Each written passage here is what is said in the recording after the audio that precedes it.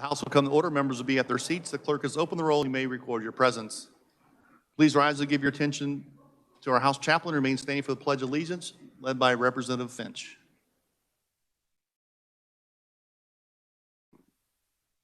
Let us pray. Gracious, loving God and Father, we thank you for this new day and new week, after what hopefully has been a restful and refreshing break. As our leaders come together for the last few days of this session, there is much more that needs to be accomplished. As they continue to address the serious issues of our state, give each a spirit of congeniality, a willingness to listen, an attitude of positivity, a sense of hope, and most importantly, patience and respect for one another.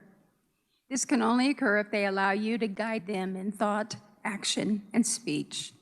I pray they will seek your help and your will in all they do. This I pray in your name. Amen.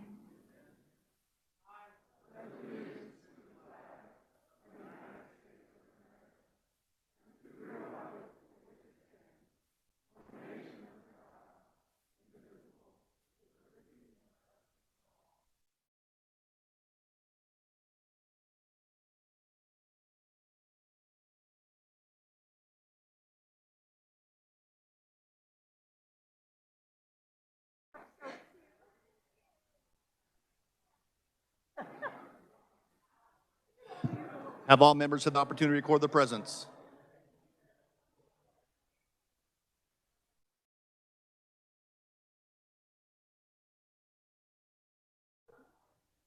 The clerk will close the roll and record the attendance.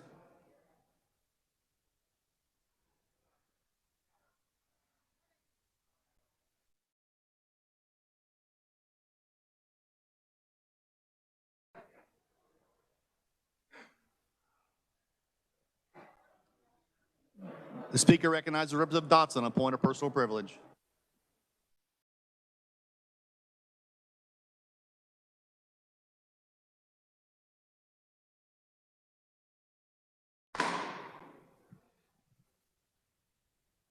Well, good morning, everyone. It's my honor to preside this morning at a very special recognition. One of our own has been honored with something that our Army provides in only limited circumstances. Ron Hyland grew up out west in Kansas on a farm as a fourth generation of his family.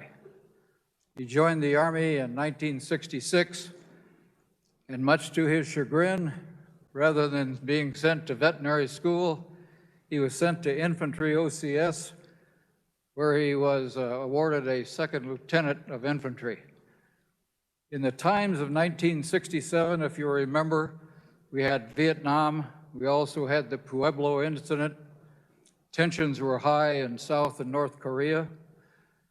Ron was sent forward on many missions and was wounded as a result of one of those missions. He was recognized as a great planner, and he was made the planning officer for the return of the prisoners from North Korea through the gate to South Korea and home. That plan came off without a hitch. A lot of things could have gone wrong. He served some time at Fort Riley, Kansas, and then went to school at Kansas State University, getting his BS and also his DVM. Finally got his dream, went back to Fort Sill as the director of veterinary medicine at Fort Sill, Oklahoma, where he took care of about 10 to 12 very large horses in our famous half section. Now, this award is given by peers. We have the OCS buildings around many of our larger posts where we teach infantry, armor, and artillery, and it's very rare for peers to get together and have a selection. This one recognizes not only the time of service in the military, but also the service that one has given back to his country, whether it's in civil service, nonprofit organizations, or here in the House of Representatives. All of you know Ron. Ron has principles. Ron understands what his heart says and what his constituents sent him here for, and he never wavers. So on behalf of the United States Army Infantry Officer Candidate School, we hereby induct him into the OCS Infantry Hall of Fame.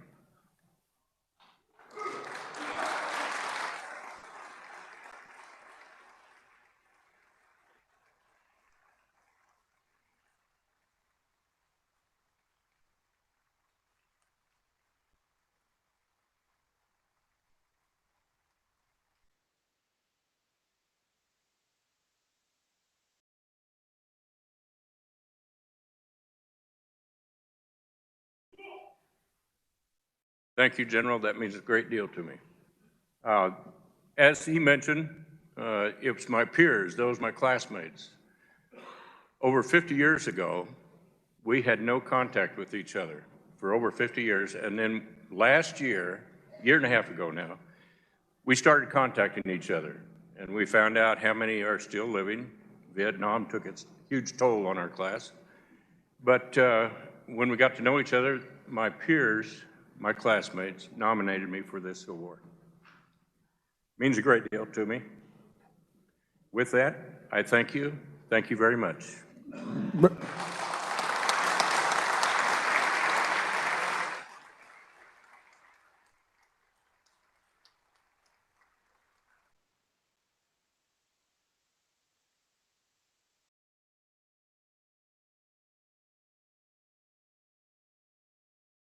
Representative, you have a few guests to recognize in the gallery.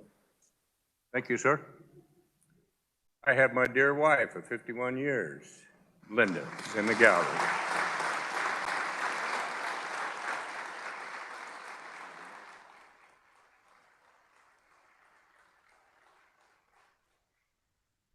Mr. Speaker, I ask that our remarks be spread across the room. Let objections ordered. Messages from the governor, the clerk will read. Message from the governor regarding House Bill number 2007. I want to thank the legislature for working together thoughtfully and expeditiously to pass this budget, which includes many enhancements to the work we began before the pandemic to restore funding through fiscally responsible tax and budget policy. There is still more work to be done. However, this budget includes significant funding to support some of the most vulnerable Kansans, including those in long-term care and those with intellectual disabilities. It also increases access to newborn screening, preventative mental health, and crisis services. While I support the majority of the provisions of this bill, there are items that have either been resolved in existing legislation or that should be better addressed, not in this budget, but through better collaboration between agencies and stakeholders. Therefore, pursuant to Article 2, Section 14B of the Constitution of the State of Kansas, I hereby return House Bill 2007 with my signature approving the bill, except for the items enumerated below. State Bank Commissioner, per diem increase for Kansas Banking Board members. Legislative Coordinating Council, Room 221E. Legislative Coordinating Council, Federal Coronavirus Relief Funding. Department of Commerce, Public Broadcasting Facility Relocation. Department for Health and Environment, Division of Healthcare Finance, Protected Income Level for the Program of All-Inclusive Care for the Elderly. Kansas Department for Aging and Disability Services, moratoriums at state psychiatric hospitals. Kansas Department for Aging and Disability Services, request for proposals for the Program of All-Inclusive Care for the Elderly, PACE. Kansas Department for Aging and Disability Services, Larned State Hospital and Larned Correctional Mental Health Facility, pay parity. Kansas Department for Children and Families, Hope Ranch Pilot Program. Kansas State University, Polytechnic Campus, Kansas State University Extension Systems and Agricultural Research Programs, 4-H Micromanagement. Kansas Highway Patrol, Aircraft Trade-in and Purchase of Single-Engine Aircraft. Kansas Highway Patrol, Capitol Police and State Troopers, pay parity. Section 140, 2% cut if performance-based budget objectives are not met. Section 141, prohibiting expenditures to issue or enforce statewide mask mandate. Section 142, e-verify provisions. Section 143, an unemployment insurance modernization request for proposal restrictions. Kansas Board of Regents, State University Capital Renewal Initiative. Dated, Laura Kelly, dated April 26, 2021. House Bill 2196 has been signed April 26th. House Bills 2064 and 2218 have been signed April 23rd. House Bill 2401 and 2208 have been signed April 22nd. Message from the governor regarding veto of House Bill 2039. The Kansas Constitution, The Kansas Constitution endows our state board of education with the authority to set the curriculum for our public schools. We should let the state board of education do that job, not the legislature. This is legislative overreach. Should the legislature wish to modify curriculum, I encourage the legislature to collaborate with the state board of education. Therefore, under Article 2, Section 14A of the Constitution, I hereby veto House Bill 2039, April 22nd.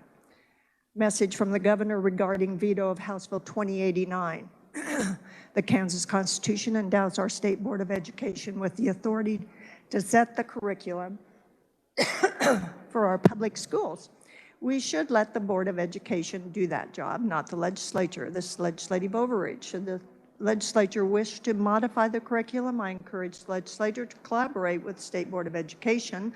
Therefore, under Article 2, Section 14A of the Constitution, I hereby veto House Bill 2089, dated April 22nd.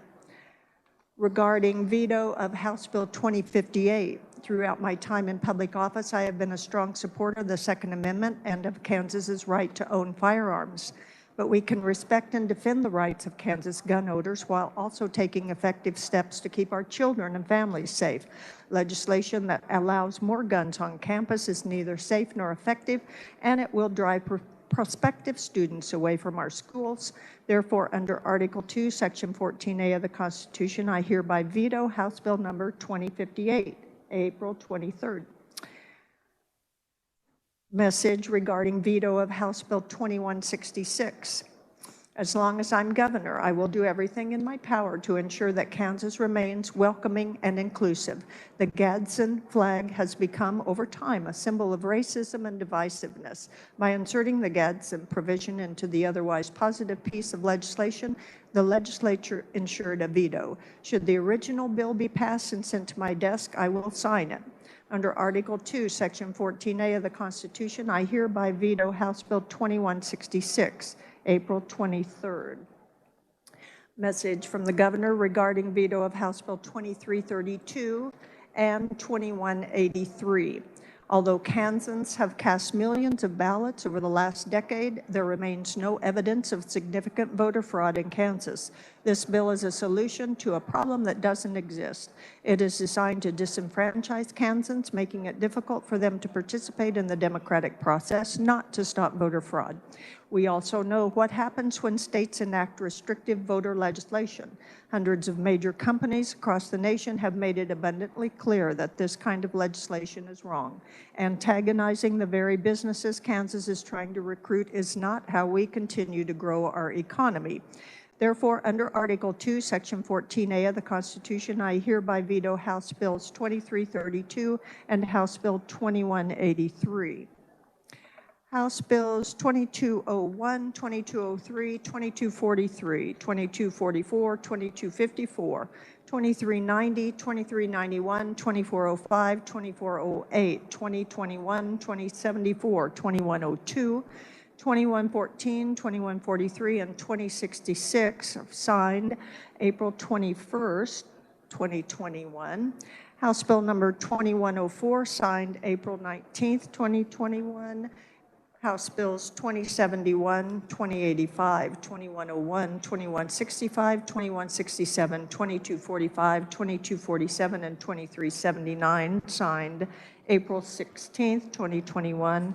And House Bills 2178, 2238, and 2295 have been signed, approved April 15th, 2021. Laura Kelly, Governor. Any more? This is good. Introduction of resolutions and House resolutions. The clerk will read. House Resolution number 6016 by Representative Thomas, Anderson, and others. A resolution designating May 3rd, 2021 as Michael Mosher Day to honor Officer Michael Mosher's life, service, and sacrifice. Whereas on May 3rd, 2020, Officer Michael Mosher was on his way to work when he witnessed a vehicular hit and run in Overland Park, whereas Officer Mosher called dispatchers and then followed the vehicle until it came to a stop near the intersection of West 123rd Street and Mackey. Whereas the driver of the vehicle confronted Officer Mosher with a firearm and both were killed in the shootout. Whereas Officer Mosher diligently served the Overland Park Police Department for almost 15 years. Whereas Officer Mosher spent his free time volunteering and organizing events to benefit several charities around the Kansas City community. And whereas Officer Mosher dedicated his life to the defense of his fellow Kansans and to the continued improvement of his community. Now therefore be it resolved by the House of Representatives of the state of Kansas that we designate May 3rd, 2021 as Michael Mosher Day to honor Michael Mosher's life, service, and sacrifice. On H.R. 6016, the chair recognizes Representative Thomas for a motion to adopt the resolution. Thank you, Mr. Speaker.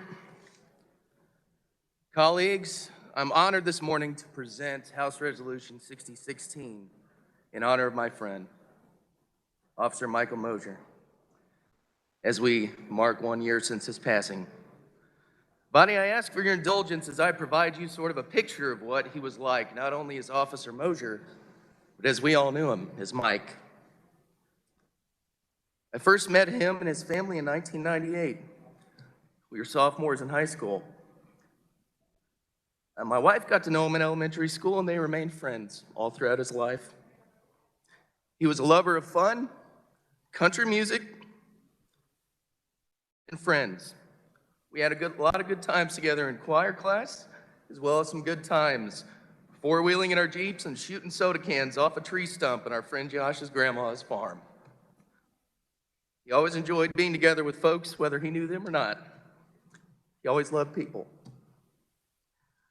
After our high school graduation, he went on a 2-year mission through his church. We were all there to meet him at the airport when he came back, wearing that same old smile and acting just as goofy as ever. He soon made the decision to join the police force, still having that love for people and wanting to serve his community. We were all very proud of him. He married an amazing woman, Corinne, and together they brought a wonderful daughter, Tyler, into this world, who I believe will achieve great things. Just watch. He loved his family. They couldn't be here today. They're celebrating his life back home, as the street where his life ended is now being named Officer Michael Mosher Boulevard. I know, like Mike, they're here in spirit. His wife, his daughter, his brother Jordan, sister Caroline, and his father Scott. His mother Shelley sadly passed away March 4th of this year. She was a wonderful lady and was always a joy to be around. She's also truly missed. I know she's been reunited with Mike, and they're watching over us today as we speak. Today, there are two special guests with us in the gallery. The first gentleman is a man who still serves the people of Overland Park proudly, a man who took Mike's spot as president of the Overland Park Fraternal Order of Police, a truly honorable man, a brother, and Mike's longtime partner on the force, Sergeant Brandon Faber. Sergeant, I would ask you to please rise and be recognized at this time.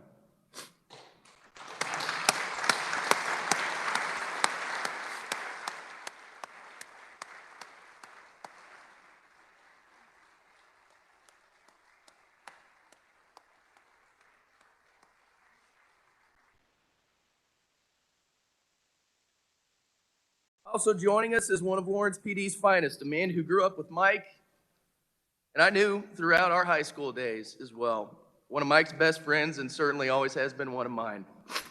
Detective Josh Leitner's with us also to honor our friend.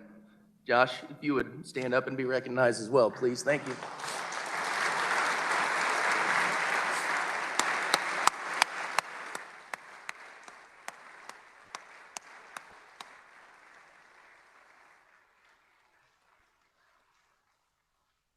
Thank you both for your service and for your friendship to our brother Mike.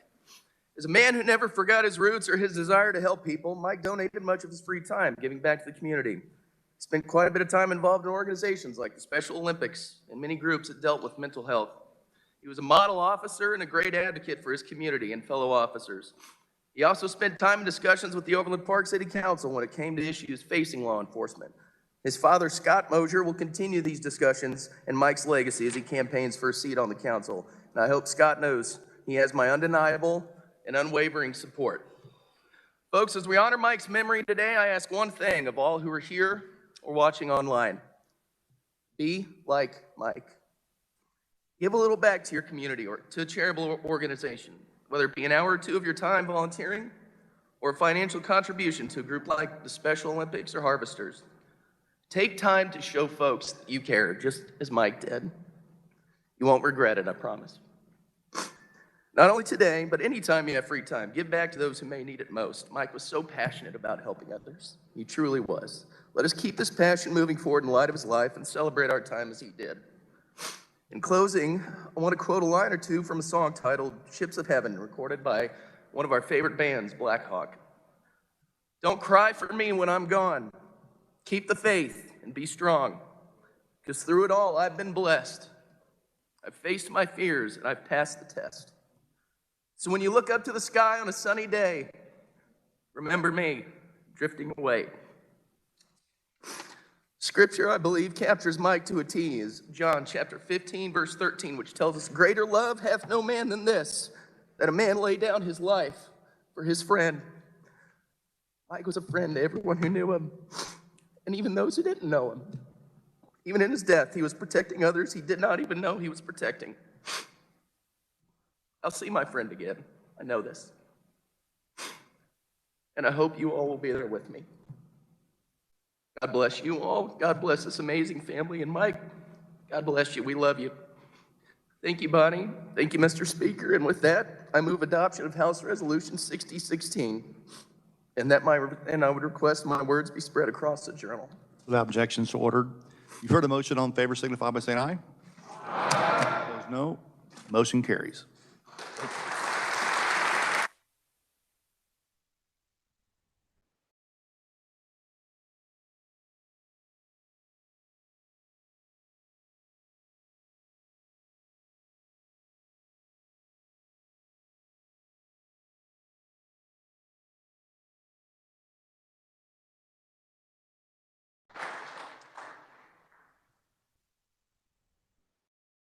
Other announcements? Representative Woodard.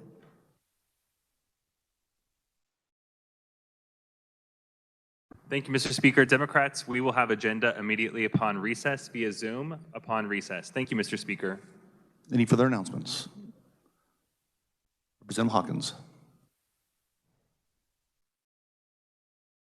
Thank you, Mr. Speaker. Body, on Wednesday, May 5th at 7 a.m. in room 142 South, we will have the Legislative Bible Study.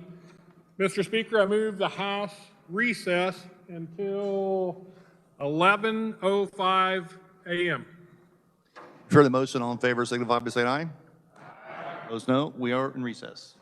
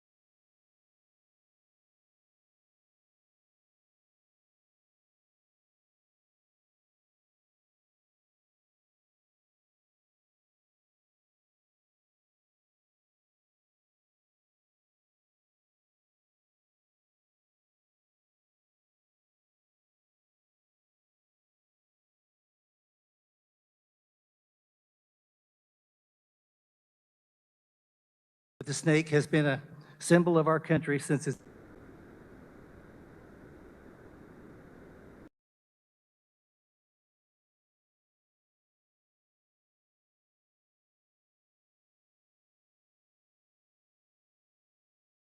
'66. Is there discussion? Representative Sawyer.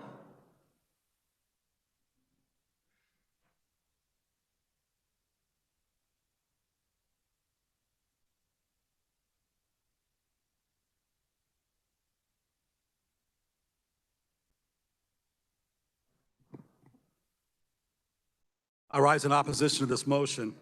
You know, most of the license plates in this bill are fine, but the one the Senate added, done with the Gadsden flag, is just too objectionable. The state of Kansas should not be sanctioning that. Colonel Gadsden not only was a slave owner, he owned a large plantation. He at any given time had between 90 and 100 slaves. He not only owned slaves, he traded slaves. He built, the Gadsden Wharf was the largest single point for slaves coming into this country. Over 100,000 slaves came into this country through the Gadsden Wharf.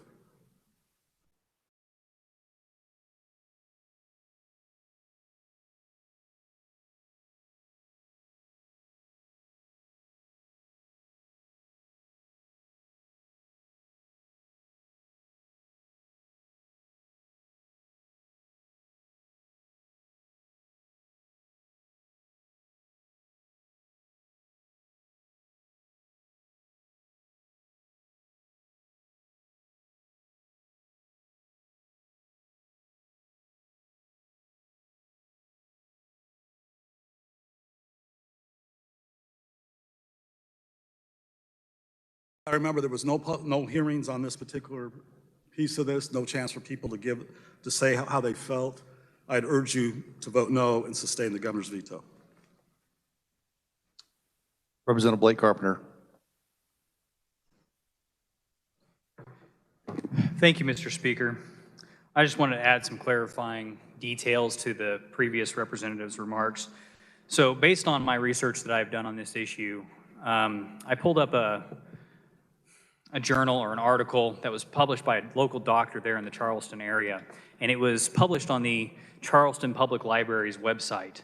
And it went through the history of Gadsden's Wharf and Colonel or General Gadsden, at the time.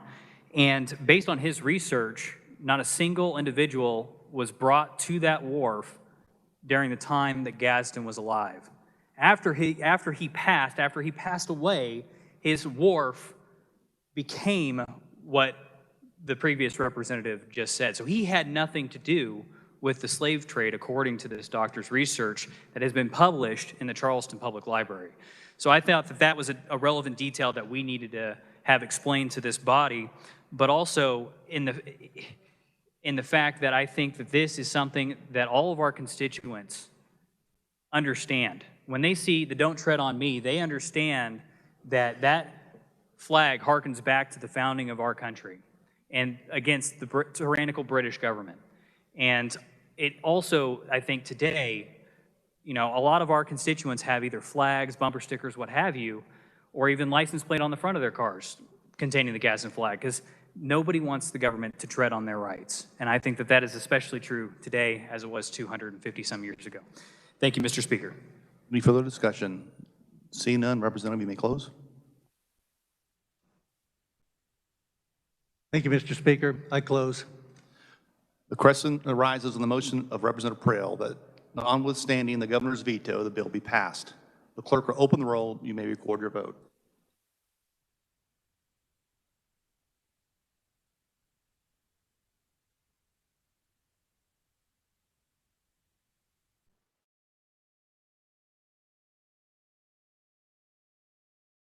Representative Howard votes aye.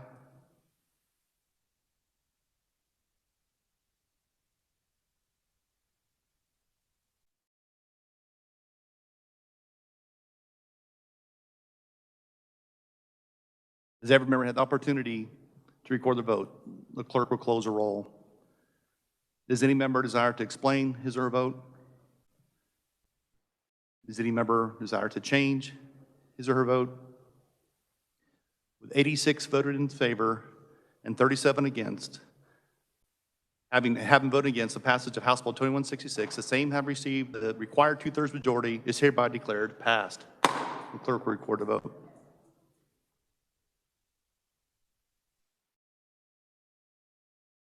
The governor's objection to House Bill 2332 having been read, the time has now arrived for the House to reconsider the said bill. Is there a motion to reconsider? Representative Carpenter.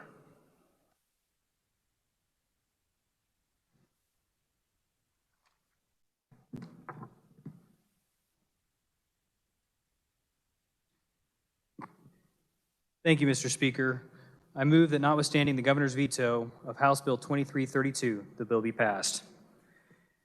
So, body, this is a bill that I think is really the reason why it was considered controversial was because it was an act concerning elections.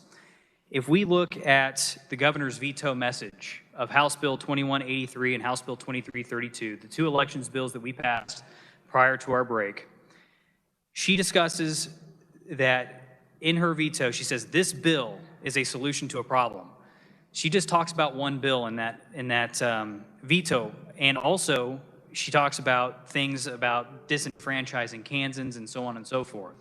I think that is a debate that we're going to have on House Bill 2183 because I just don't see how 2332 matches anything in her veto message. It talks about House Bill 2332 talks about having the county election officers go and confirm people live where they say they live and they don't live in a UPS post box. I think that we've all are well aware of the incident that happened here within a few years ago where an individual voted from a UPS store. Well, you can't do that, but people still register from UPS stores and post offices today. Additionally, what this is also doing is it's reducing the amount of confusion that our constituents are going to have in future elections. And the reason why I say that is because this last election cycle, we all got, I think, or at least all your constituents got a lot of mail for voting ballot applications, 7 of them, 8 of them, 9 of them, even in some cases it was into the teens. And they would fill out those items and then they would send it into the county election office and they would keep sending them because they didn't think, well, did my first one take? I don't understand what the problem is.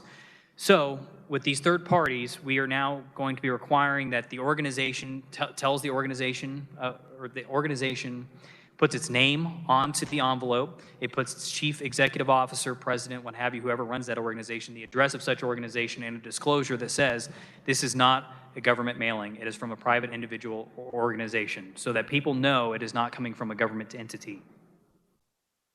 Additionally, we have in here the alteration of election laws. I think that we have all taken a civics class at some point in our lifetime where we know that the changing of laws occurs in the legislative body. We have to pass bills. It has to be signed by the governor in order for it to become law. Well, this is just a very simple thing that says the executive branch and judicial branch have no such authority to alter election laws. That is a sole function of this body. Then once it's signed by the executive branch, then it becomes law. Additionally, we have also expanded the crime of election tampering. So if you were to change or attempt to change, alter, destroy, conceal any paper ballot, any ballot or vote count that's by ballot or computer, knowingly producing false vote totals. We all had the debate in here on knowingly versus intentionally. And so those are just a few of the other things that we modified. And then the last provision that we modified in this bill was a bill that passed this body 125-0. And it's concerning military elected officials who are serving in city councils, school boards, and allowing them, if they go on military orders, to have temporary vacancies. This is updating a 1941 law. So I really don't see how this, fits in with the governor's veto message. I think she was more specifically talking about 2183. I think that this is something that we should all seek to override, and I would ask for your support in doing so. Thank you, Mr. Speaker. Anyone else wish to speak to the issue? Seeing none, Representative, you may close. Thank you, Mr. Speaker. I close. Representative, did you move your motion?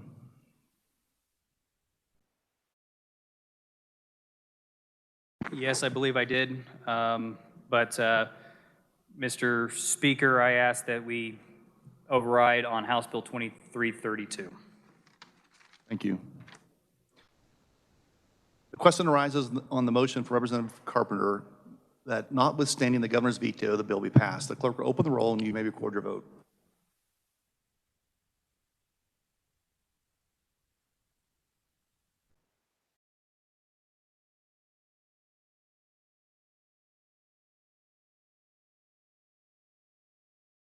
Representative Howard votes aye.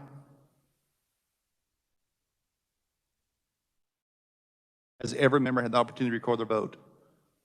The clerk will close the roll. Does any member desire to change his or her vote? Representative Prahl votes aye. Representative Thompson votes aye. Further changes? Does any member desire to change, or excuse me, explain or change their vote?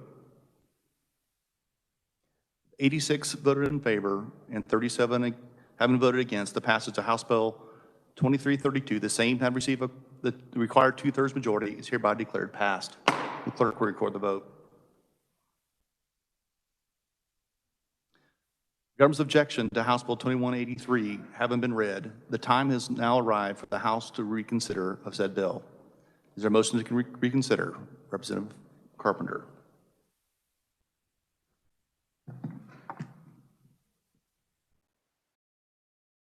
Thank you, Mr. Speaker. I move that notwithstanding the governor's veto of Senate substitute for House Bill 2183, the bill be passed.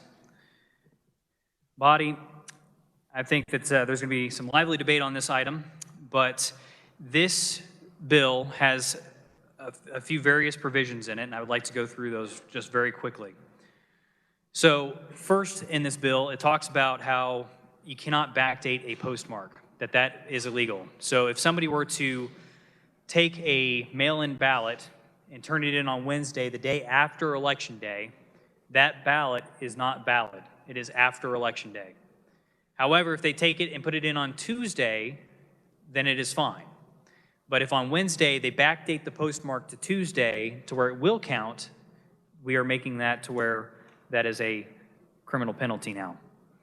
Additionally, right now in Kansas, we have signature matching that currently goes on at the county level in the election offices. When people send in their ballots, the county clerks, the county election officers verify that those signatures are coming from those individuals. This is not required under current law. However, this bill is making it to where what they're already doing would be required at this point moving forward. Additionally, we struck a provision that prevents the Secretary of State's office from moving the advanced mail ballot deadline. So under current law, the Secretary of State could potentially move Election Day to the Saturday after Election Day, disenfranchising, in my opinion, the people who show up and vote at those local polling places. The other provision in this bill that I think is pretty self-explanatory is false representation of an election official. And then also there's a reporting requirement for voter registration data that is required by the Secretary of State's office to be published a few weeks before Election Day. And then also we have the provision in here that prevents candidates from going and putting an undue burden on people at their homes. We don't allow candidates to go and stand over people or help people in the ballot box. And if, say, a neighbor wants to help a neighbor, they have the ability to do so. They have the ability to go help even 10 of their neighbors if they so chose. And so that is also included in this provision. And then we also have an update to what the electioneering statute has, especially with those regulations concerning candidates and helping people out there who are voting. And then the last item in this bill is in regards to third-party money. This last election cycle, we saw third-party money coming in. Some believe that third-party money could potentially influence the outcome of an election, and that we have core functions of government that we have to take care of every year, and elections is one of those core functions, core pillars of government that we must take care of. We should be funding our elections every time, without a doubt. And third party should not have to come in and have to bail our election systems out, because if they have a leaning either to the right or to the left, that, in my opinion, for our constituents, throws into question the validity of that election. And so in order to make sure that we have fair, honest, and secure elections, I think that we need to make sure that we fund those elections to the best of our ability. Thank you, Mr. Speaker. I'll stand for questions.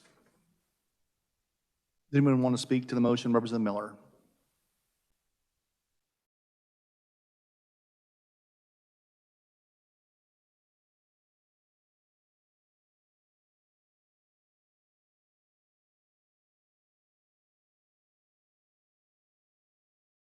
Thank you, Mr. Speaker.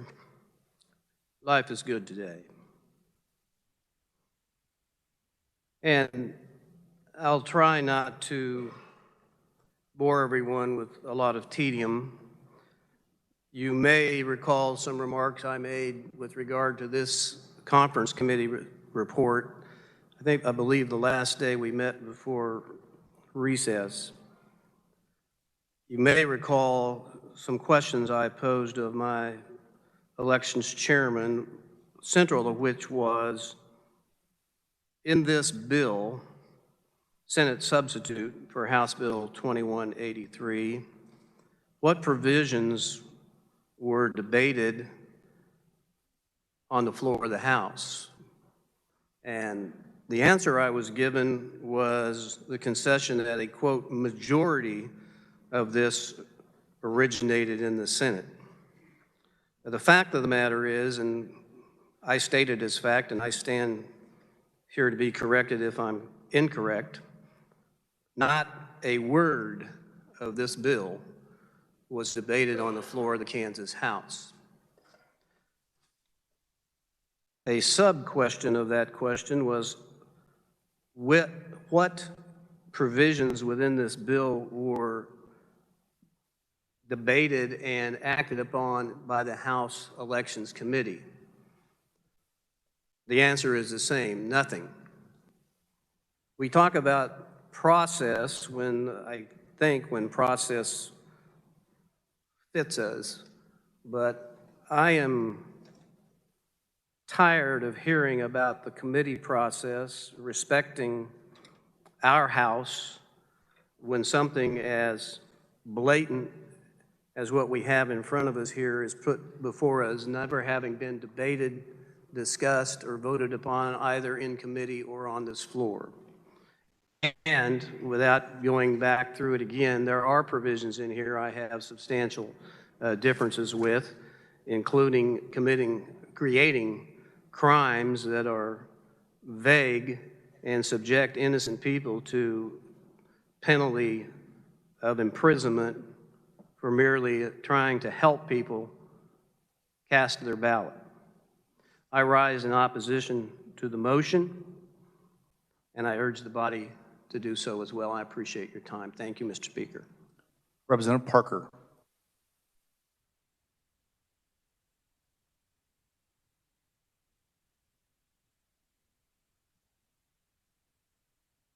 Thank you, Mr. Speaker. I join my colleague in opposition to this motion, and we don't need to rehash the entire debate we had on the conference committee report, but I would remind you, it is already a felony to throw away someone's ballot, to alter their ballot, to tamper with it in any way. This bill makes it a crime to successfully turn in a ballot.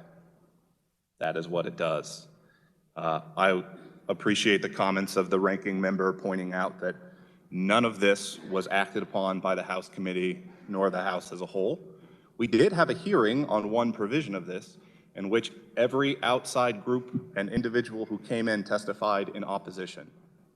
So not only are we not respecting our own process as this chamber of our committees, I cannot imagine a more disrespectful process to the public who we invited to comment on parts of this, told us unanimously that this is bad legislation that punishes people for successfully turning in ballots, and then we, without working it in committee, without actually being able to amend it on the House floor, are going to just go with the Senate changes and pass this legislation. This is not what we got elected to do. We should be making it easier for people to legitimately vote. Turning in ballots successfully should not be made a crime when everything nefarious that could happen is already a crime. Exercising undue influence on someone as they fill out their ballot is already a crime. Whether we pass this or not, all this will accomplish is criminalizing successfully turning in a ballot. Thank you, Mr. Speaker. I urge you to vote no. Representative Day.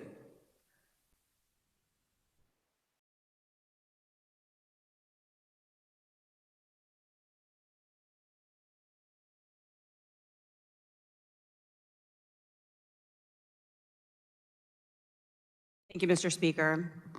My colleagues before me have already mentioned some very important pieces of this legislation that we should be concerned about. I just wanted to get up and I've spoken before about this. I volunteer to work at all elections since 2018, with the exception of the primary in 2020. I had a fever the day before, so I had to call in sick for that one.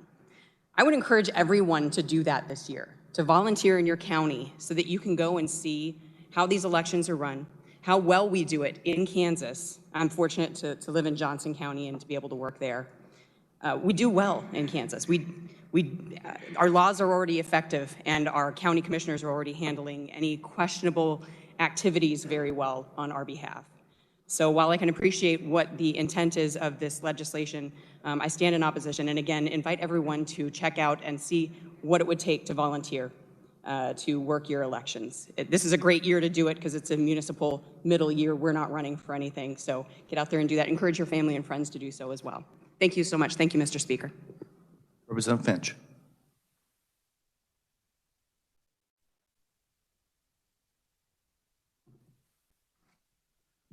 Thank you, Mr. Speaker. Members of the body, I rise in support of the motion to override the veto on House Bill 2183.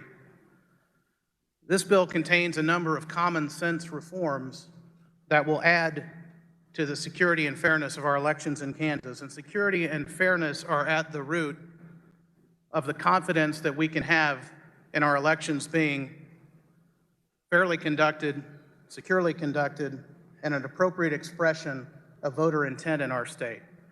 The shortest distance between the voter marking their ballot and that ballot going in a secure box and being counted by a county election official is the best way to ensure that we have accurately counted the votes and the right people have taken public office.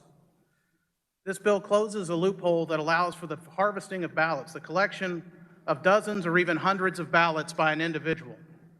And while, yes, it may be a crime to discard some of those ballots, having someone cherry pick whose ballot gets picked up and turned in is not appropriate. The National Conference of State Legislatures said this morning in an article in the Wichita Eagle that this bill would fall in line with rules already in place in some other states, including Colorado and Pennsylvania, and other states make it illegal to return anyone's advance ballot except your own. This bill strikes a balance between allowing for the assistance of those who may be older, those who may be disabled, who may not be able to turn in their ballot, and allowing a free-for-all of collecting dozens or hundreds of ballots and deciding which ones get counted. We must act to continue what are among the best elections in the country here in Kansas. And every election shows areas where we can improve and things that we can do to strengthen the confidence that Kansans have in their elections. I agree with the previous speaker that our county clerks, election officials, and Secretary of State's office, they do an amazing job. And we must support them by plugging gaps and closing loopholes and making our laws stronger, more secure, and guaranteeing that Kansans can always count on having fair and free elections. And so I rise in support of the override of the veto on House Bill 2183, Mr. Speaker, and urge the body to join with me. Further discussion? Seeing none, Representative Carpenter, you may close.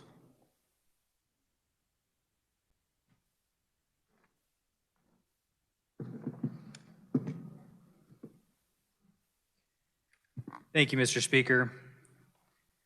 To finalize my remarks, in that same Wichita Eagle article that was just mentioned, it says, quote, "The short answer is the changes under debate in Kansas are not as far-reaching as in other states," end quote. And in the governor's veto message, it talked about other states and losing business and losing, opportunities for those businesses to come to the state of Kansas. And in this article, it also says from two political science professors, one from KU, one from New Mexico, that they agreed, quote, "Kansas's bills are moderate in comparison," end quote. It also says, quote, "On a whole," the political science professor from New Mexico says, "the bills were not likely to have a severe impact on voter turnout in Kansas," end quote. These are great provisions that we are trying to pass here. They are going to continue to allow for safe and secure elections. And Mr. Speaker, I would renew my motion and ask that the body override House Bill 2183. Thank you. Question arises on the motion from Representative Carpenter that notwithstanding the governor's veto, the bill be passed. The clerk will open the roll. You may record your vote.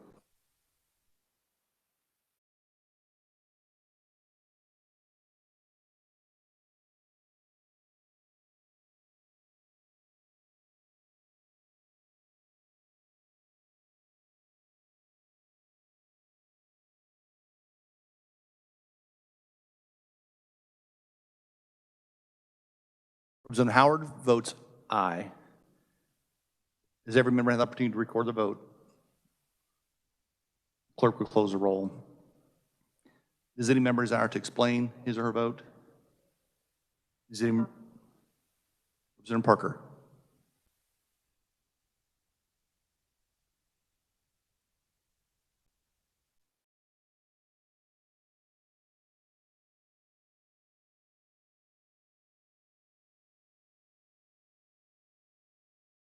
Thank you, Mr. Speaker. I vote no on this motion. I appreciate the words of our Speaker Pro Tem when he talked about supporting our local election officials, and I vote no because when they testified in the House committee, they asked us not to limit ballots being turned in successfully. So if you want to support your local election officials, I urge you to honor their wishes and vote no on this motion. Thank you, Mr. Speaker. Any further explanations? Does any member desire to change his or her vote? With 85 voted in favor and 38 against, having voted against the passage of House Bill 2183, the same have received the two-thirds majority. The bill is hereby declared passed. The clerk will record the vote.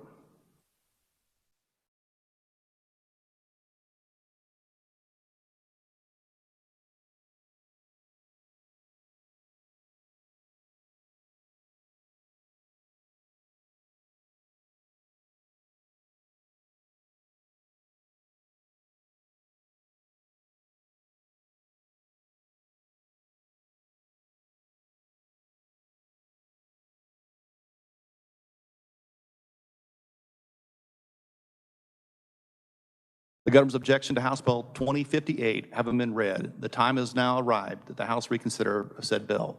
Is there a motion to reconsider, Representative Barker? Thank you. Thank you, Mr. Speaker. I move that notwithstanding the governor's veto on House Bill 2058, that the bill be passed. House Bill 2058 started out as a reciprocity bill that had been introduced by the AG, where we would recognize other states' concealed carry, and they in turn would recognize ours. We've been trying to do this for a couple of years. When it was brought to the House floor, an amendment was added to reduce the concealed carry age from 21 to 18, because there's a number of other states that have 18 or 19-year-olds that have concealed carry. And so they would be able to carry in the state, yet Kansas residents would not be able to carry at that age. And the governor, when she in her message indicated that she has always supported the Second Amendment. Well, I find that hard to believe sometimes because we already have 18-year-olds that can carry a gun in the state of Kansas. This requires them, if they're going to carry a concealed weapon, to get training and to get a permit and to have a background investigation through the Attorney General's office. I think that's a positive move. Anytime people can get training, that's a good thing. And we passed this on March 4th of this year. We had 85 votes to 38. There is an amendment that was added by the Senate for restoration of your Second Amendment rights. It was a positive change because before you could not get them for a period of time upon conviction, which is when the verdict would come in. Now it's at sentencing. So it's really a longer period of time before they can apply to get their rights restored. This is a good bill. Other states allow 18, 19-year-olds to carry. We don't in Kansas unless it's open carry. So it's better, in my mind, who always likes training in the area of firearms, to be a good bill, because now we're saying if you're going to carry one, you've got to take the training. You've got to pass the background investigation. So I would encourage that. And with that, Mr. Speaker, I'll stand for questions.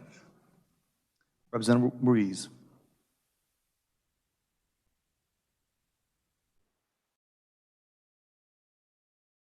Thank you, Mr. Speaker.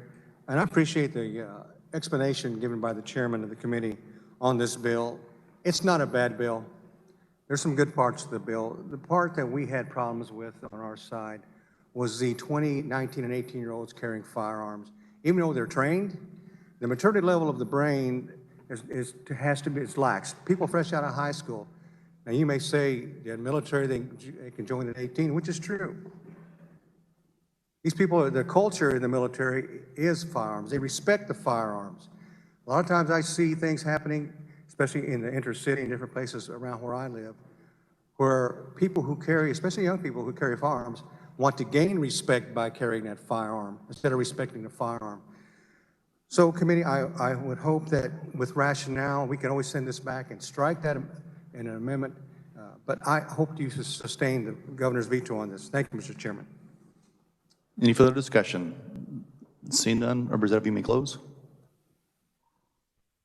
I thank the previous speaker, the comments. You know, I've been teaching hunter safety for 25 years. I take 12-year-olds out. I'd rather have a 12-year-old have some training with a firearm than a 12-year-old that just picks up their dad's gun and goes out by themselves. You know, the important part about this entire bill is the training. And with that, Mr. Speaker, I will move my motion. The question arises from the motion of Representative Barker that notwithstanding the governor's veto, the bill be passed. The clerk will open the roll and you may record your vote.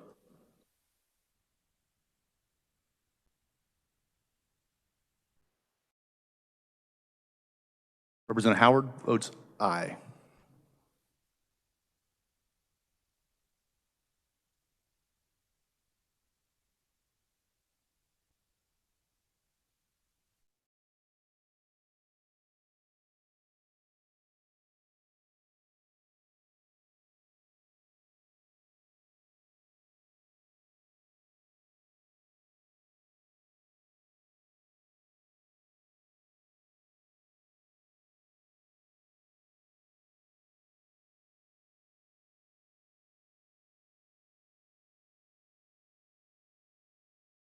In 10 hands, the call is in order.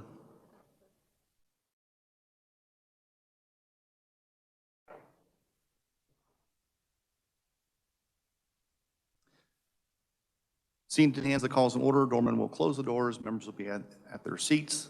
The clerk will call the roll. Representative Bishop, Representative Carmichael, Representative Tarwater,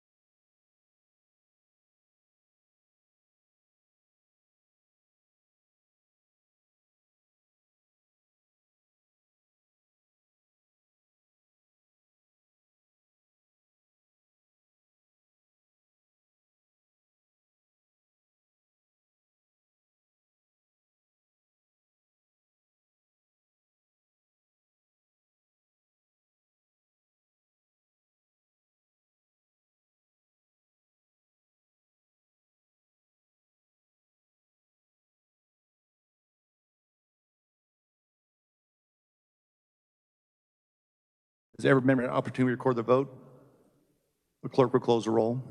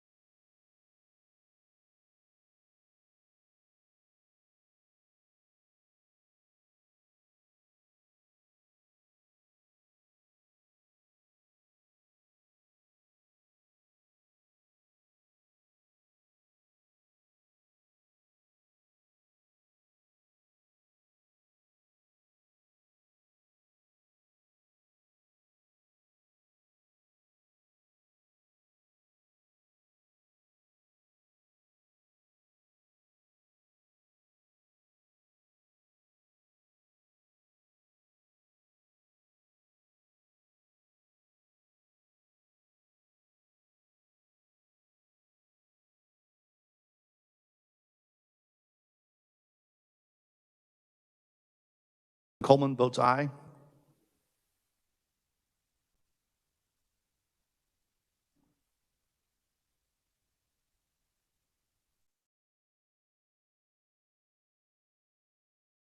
Representative Coleman votes no.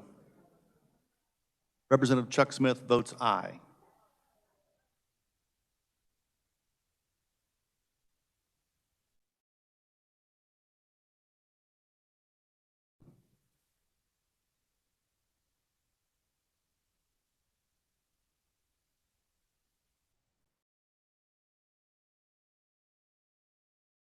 The call is still in order.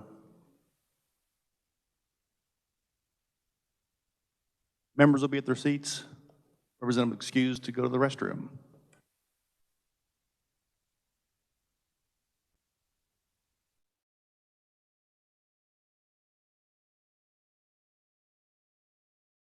Representative Estes, be excused.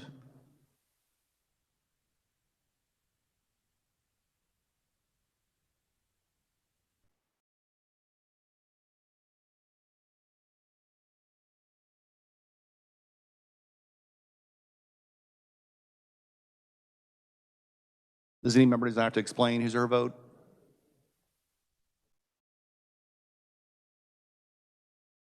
Does any member desire to change his or her vote?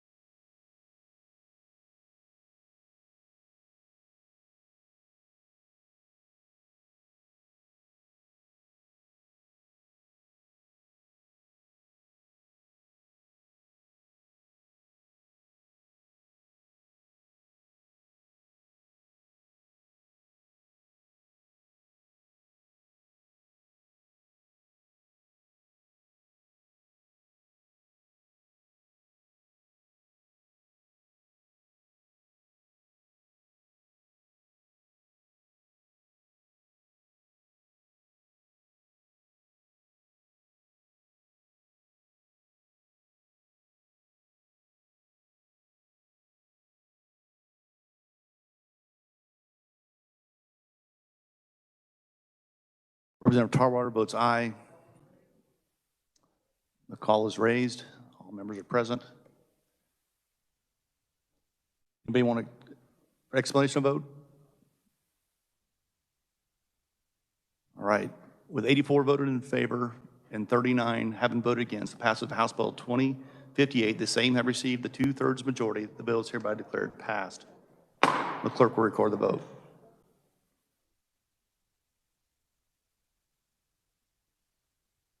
Body, stand at ease for a second. Representative Smith? Body, we're going to wait on a message from the Senate for a second. We are at ease.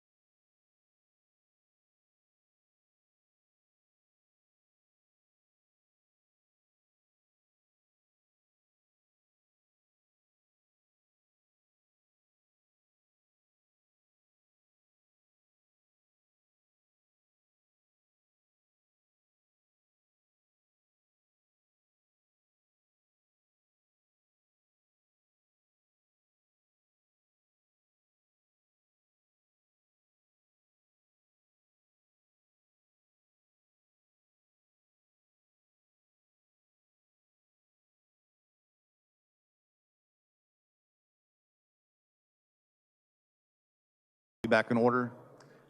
Messages from the Senate. Clerk will read. Announcing the Senate herewith transmits the veto message from the governor together with the enrolled copy of Senate Bill 50. A motion was made that Senate Bill 50 be passed notwithstanding the governor's veto by a vote of 30 yeas and 10 nays, the motion having received the required two-thirds constitutional majority, the members elected or appointed to the Senate voting in the affirmative, the bill passed.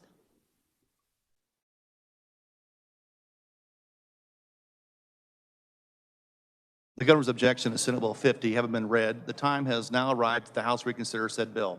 Is there a motion to reconsider? Representative Smith.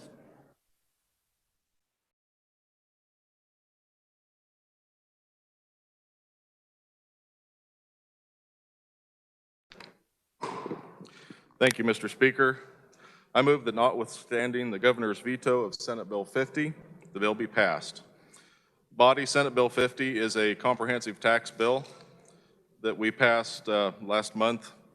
Key provisions of the bill include the marketplace facilitator sales tax collections, the allowing of itemization on state income taxes if taxpayers elect for the standard deduction at the federal level, increases in the standard deduction of $500. That's the first increase in the standard deduction in over 33 years.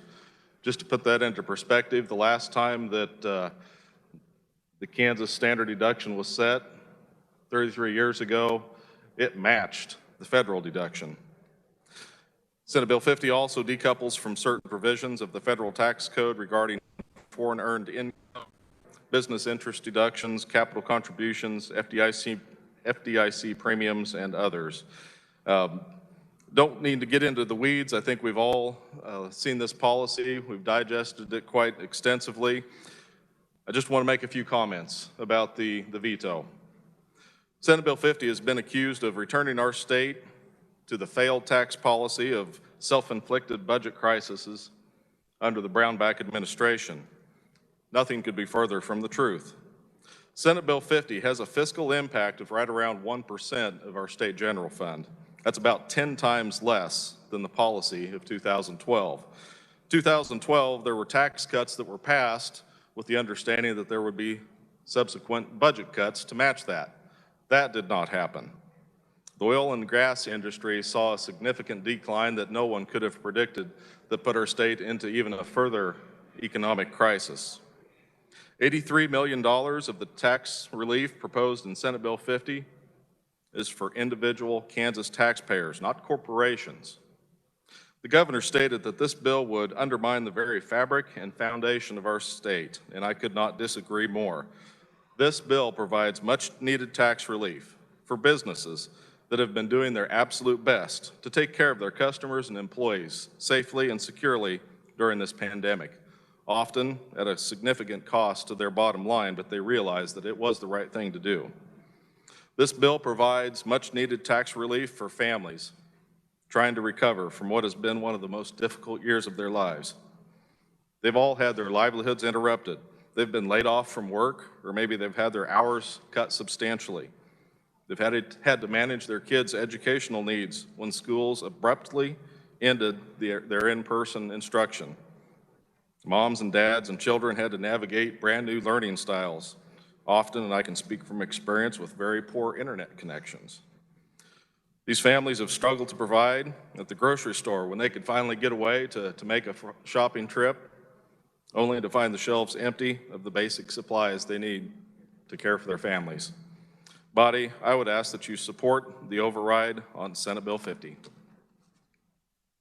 Discussion, Representative Gardner.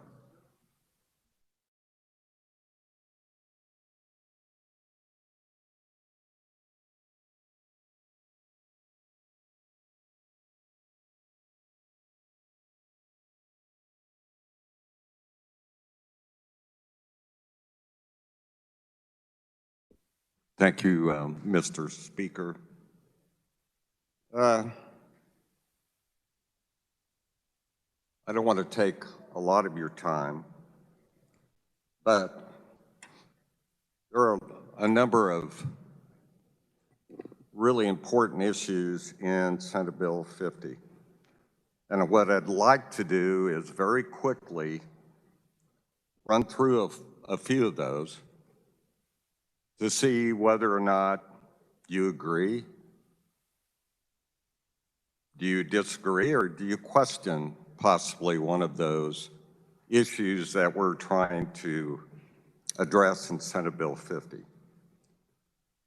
The chairman did a great job of explaining it, what's in this bill. We've been through this before we had a recess. We broke for recess. But I don't know how you all, my colleagues, judge whether or not you're going to support a bill or policy that we make in this great place or not. What do you utilize in yourself to either decide whether or not it's good policy or bad policy? What I do is I use my standard is I ask myself, is it fair and is it reasonable? So every issue, every policy I evaluate, I check those two boxes, fair and reasonable. So with Senate Bill 50, just very quickly, let's run through a couple of the key items in Senate Bill 50. Ask yourself, however you make those decisions, whether or not it's fair and reasonable. To begin with, this has marketplace facilitator in it. We've been trying to pass that for the last 3 years. We have not been successful. And when I look at that issue, I believe it is fair that our brick and mortar stores on Main Street and your constituents, they charge sales tax on every sale they make. That's fair. What's not fair is out-of-state marketplace facilitators and third-party sellers do not charge or remit sales tax, do not charge, do not remit it to the Department of Revenue. So I don't believe that is fair. This addresses a fairness issue. I believe it's the proper time. The item I in this bill is there's a 100,000 de minimis factor, threshold. I'm not sure that's fair. Our retailers have to charge on every sale they make. And now we're going to allow outside third-party sellers to have 100,000 de minimis. They don't collect until they reach or surpass that $100,000 de minimis. Is that fair? I think I know a few of my colleagues today in the House would question that, whether or not it's fair. So I will leave it up to you. You'll hear the argument, well, that's what the Supreme Court ordered. They didn't really order, they suggested you should have a de minimis value or a number of transactions. In my opinion, let's go ahead, we don't need a de minimis. Let's charge sales tax on everything that's being sold into this state and receive that revenue. Someone wants to litigate it, let them litigate it. That's just my opinion, fair and reasonable in my mind. The second item, just briefly, I'll talk about is the multinationals. We're giving them a large tax break. Now, these corporations, multinationals, are taking profits they've earned overseas, and we're decoupling from the Fed. And for a handful of companies, multinationals, we're giving them this big break.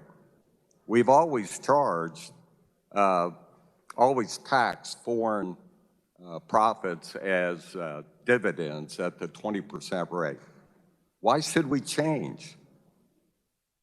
Again, I don't think it's fair. I don't think that particular point is reasonable in my mind. Those multinationals are still hiring away. They're still existing in Kansas. They haven't moved out like they said, oh, if you don't give us this break, we're going to depart Kansas. I don't think so. The third item I'd like to quickly talk about is I'm going to spend more time on, and that's my favorite thing, the Paycheck Protection Program that's in this bill. If you remember, before we left, I did get up, offered an amendment to basically say business that received PPPs, they cannot deduct their expenses because that loan is forgiven. It's not revenue. They don't have to count it in revenue as far as tax purposes are concerned. But Congress, in their wisdom in December of last year, said, even going against the Internal Revenue Service publication, said, we don't care what you say, we believe you can go ahead and deduct your expenses associated with that. And I think we pointed out, and it's been pointed out, that that will have a $260 million impact in 22 and probably $100 million at least in 23. And who knows the long-term impact? Because as you can see on your desk, I asked for an analysis from the Department of Revenue because I was hearing from one source that said, don't worry about it. It doesn't have an impact at all on tax revenues for the state. It's a status quo, no impact. Well, if you look at my example, it does have an impact. And that example, which I believe is really probably at a 20%, as you can see, they're showing a 20% reduction in profit for this hypothetical business. That's low. Most businesses, it would be my guess, saw a reduction 40 to 50 to 60% in revenue. And if the expenses stay the same, as you can see, they have no taxable income. They don't have a Kansas tax to pay. Now they have $1 million loss that they can carry forward for years because we passed that law that says net operating losses, they're indefinite. So I wanted to point that out because I think there's been some miscommunication on that issue. And that alone, to me, is not fair and/or reasonable. Very quickly, itemized deductions. You've heard me get up and talk about itemized deductions. I don't believe they're fair or reasonable. You're actually, let me point out that just 12% of the taxpayers in the bottom 80% of income distribution would benefit, while 43% of taxpayers in the top 20% would benefit.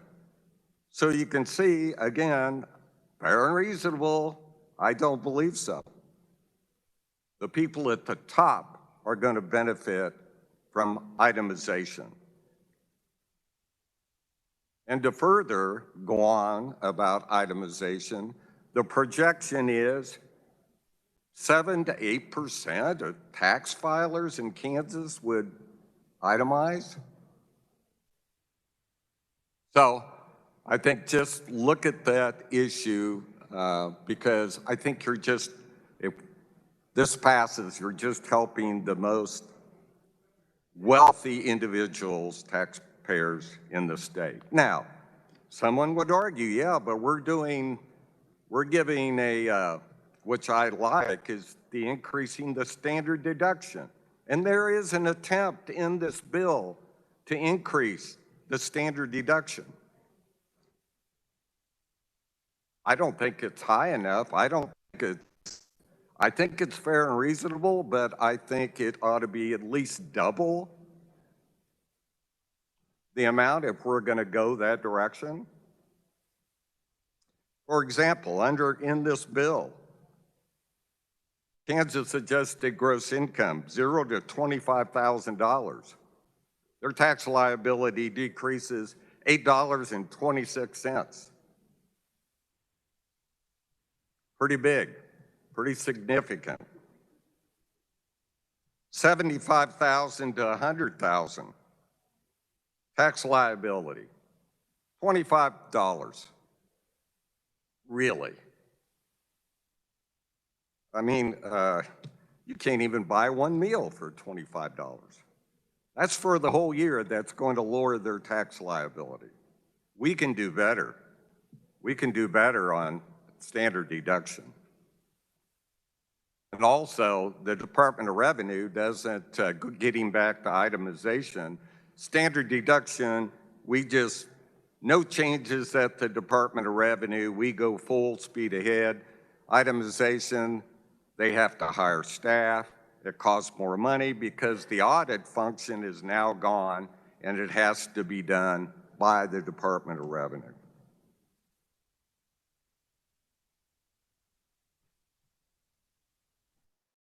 I guess I've talked about all the issues in this bill enough.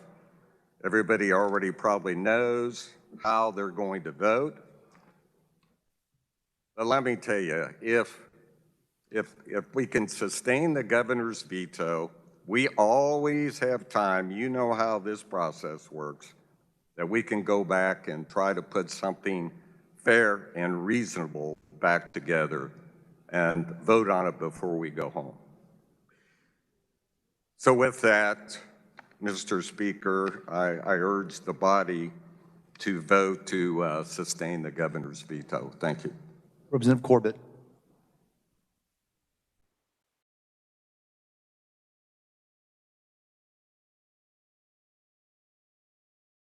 Thank you, Mr. Speaker.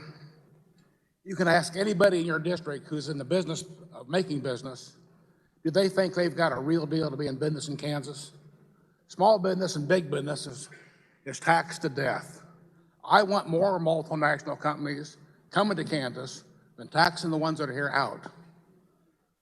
The thing that frustrates me about fairness, just think about this. For those of you who have to collect sales tax, there's 35,000 vendors probably in Kansas that collect sales tax every day. They work for the state of Kansas for nothing. You make a mistake, they're on you. Between the workman's comp, and remember, this ain't in the bill, but a lot of small businesses and businesses were shut down in March, had no income, laid off employees, but they still had their property taxes taken from them. I urge you to pass this bill. Let's try to do something good for business in Kansas and keep growing this state. Thanks. Any further discussion? Representative Baker.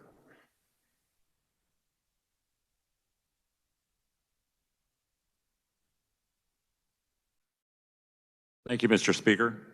So this is another one of those tax bills, and I love tax committee, my favorite committee. Thank you, Mr. Chairman. So got a problem with this bill, had a problem with it last year. We talked about it a little bit, got a problem with it this year, got a problem with it still. That $100,000 threshold is a bad deal because I will tell you, I spoke to the Retail Grocers Association last week, and I have their support when I stand here and make this statement. They don't want to have to deal with out-of-state people that sell into the state of Kansas and don't have to pay sales tax that they collect until they get to that $100,000 threshold. There's no reason for that threshold. It's all computerized. These guys are internet companies. The days of that $100,000 threshold are gone. There's no reason for that there. We need to take that threshold out and then pass this bill. Thank you. Seeing no further discussion, Representative, you may close.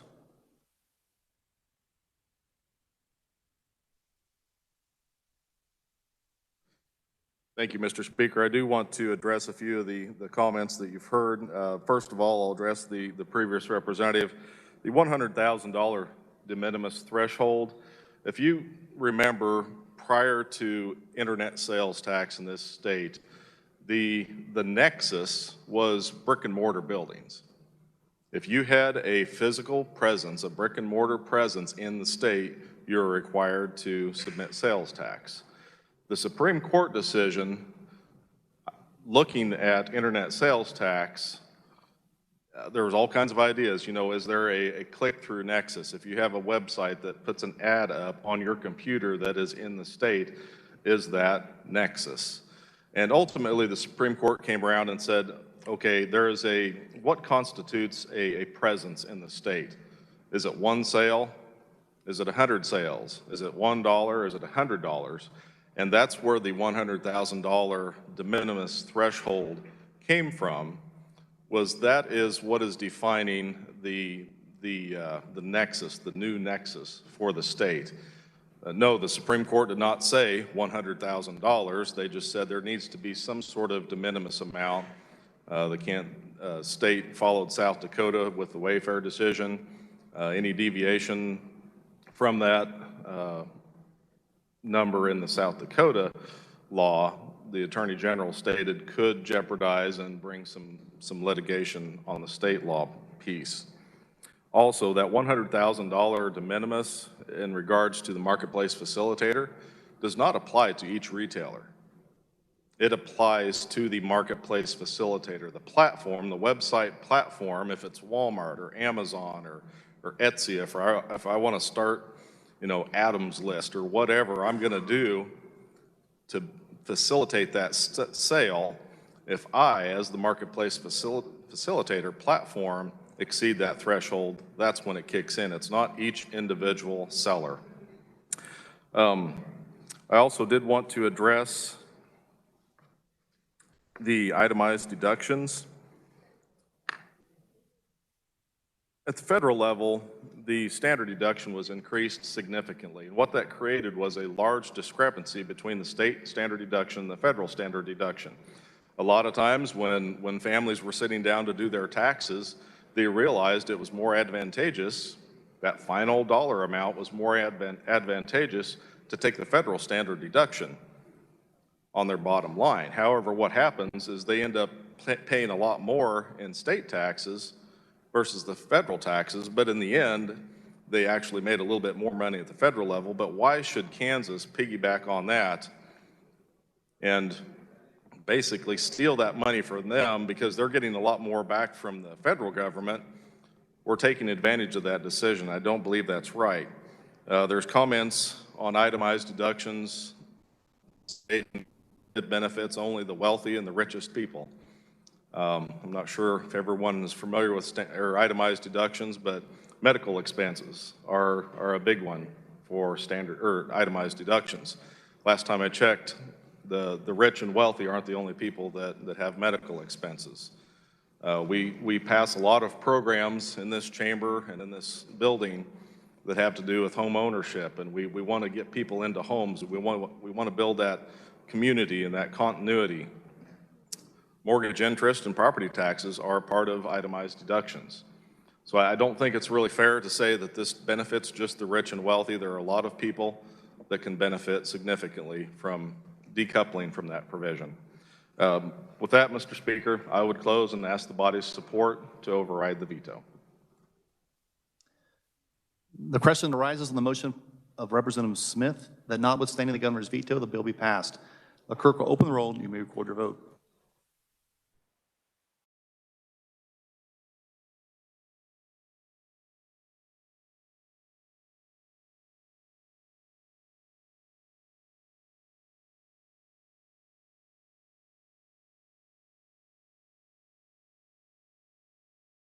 Representative Howard votes aye.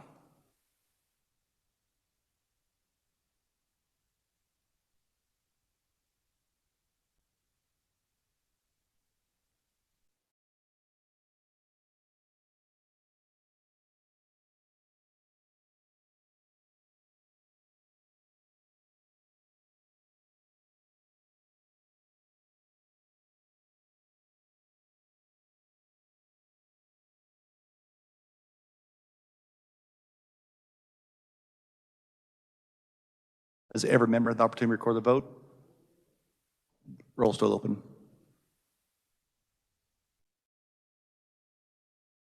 Clerk will close the roll.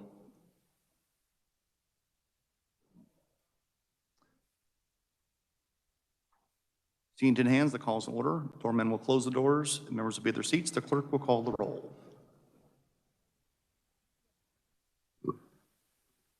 Representative Bishop, Representative Carmichael, Representative Carpenter, Representative Samsel,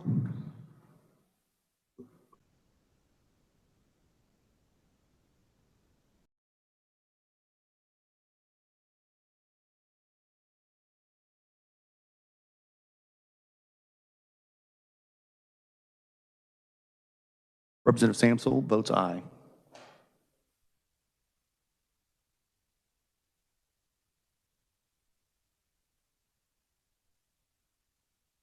Does any member desire to explain his or her vote? Representative Carpenter votes aye. Call is raised. Does any member desire to change his or her vote? With 84 voted in favor and 39 having voted against, the passage of Senate Bill 50, the same have received the 2/3 majority. The bill is hereby declared passed. The clerk will record the vote.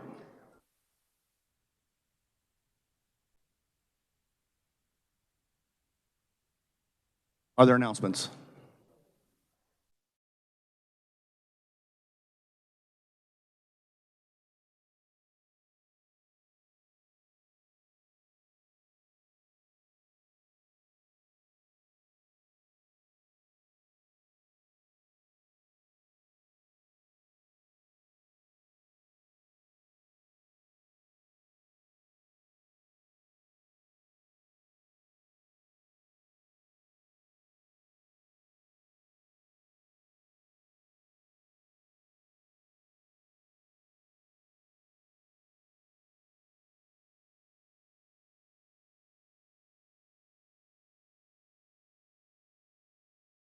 Representative Bobbleson.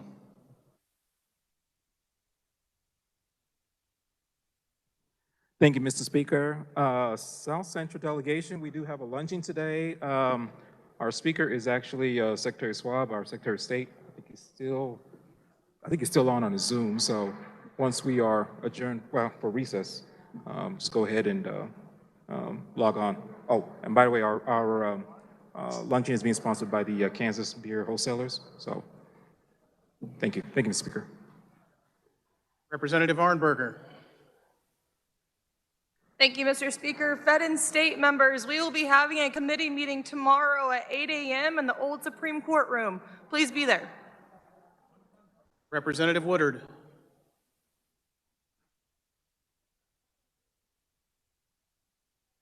Thank you, Mr. Speaker. Democrats, we will have agenda at 1:30 p.m. via Zoom, 1:30. Thank you, Mr. Speaker. Representative Ralph. Thank you, Mr. Speaker. Body, sorry for the short notice, but tomorrow morning we will present a resolution from the House that is requesting support from our congressional delegation for passenger rail service in the state, specifically in relation to the Heartland Flyer that would connect Oklahoma City through Wichita to Newton, as well as support of the Southwest, continuing support of the Southwest Chief. I'll have anyone who would care to co-sponsor, I'll have a sheet for that at my desk until 4 o'clock today. Thank you, Mr. Speaker. Representative Humphreys. Thank you, Truth Caucus members. We do have a speaker today when you got your lunch in room 152. It's Roy Leonardson. It's going to be good. See you there. Are there any further announcements? Seeing none. Majority Leader Hawkins? Nope.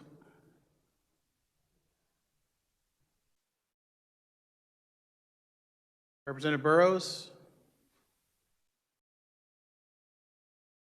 Sorry, you're not in my queue.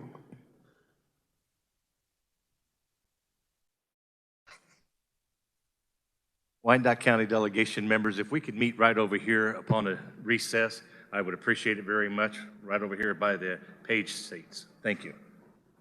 Are there any further announcements? Any other delegations desire to meet? Seeing none. Representative Hawkins. Thank you, Mr. Speaker. Republicans, we will have calendar at 1:30.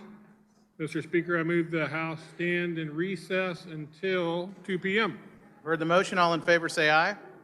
Aye. All opposed, nay. The ayes have it. The House is in recess.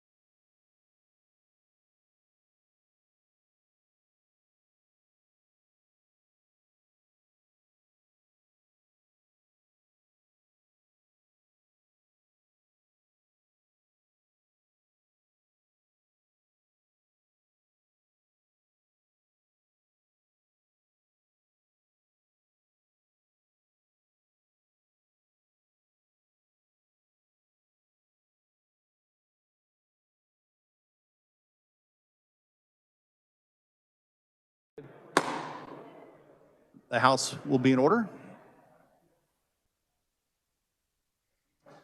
The governor's objection to line items in House Bill 2007 having been read, the time has now arrived for the House to reconsider said items.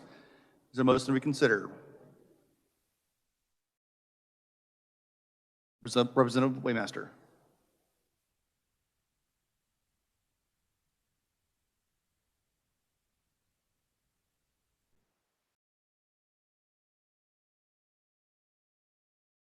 Thank you, Mr. Speaker. I move that notwithstanding the governor's light item veto of Section 30C of House Bill 20007,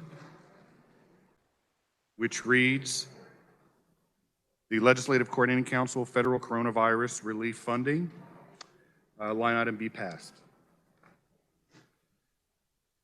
All right, colleagues, when we had the budget bill, we had stipulated in that, given of the past experiences that we've been through in the last year and the 3 relief packages that have been passed by Congress and signed by 2 presidents, there needs to be more oversight in regards to the federal money that is coming to the state of Kansas. Right now in the bill that was passed in February and signed by the current president, which is titled the American Rescue Plan Act, the state of Kansas is set to receive $1.6 billion from the federal government.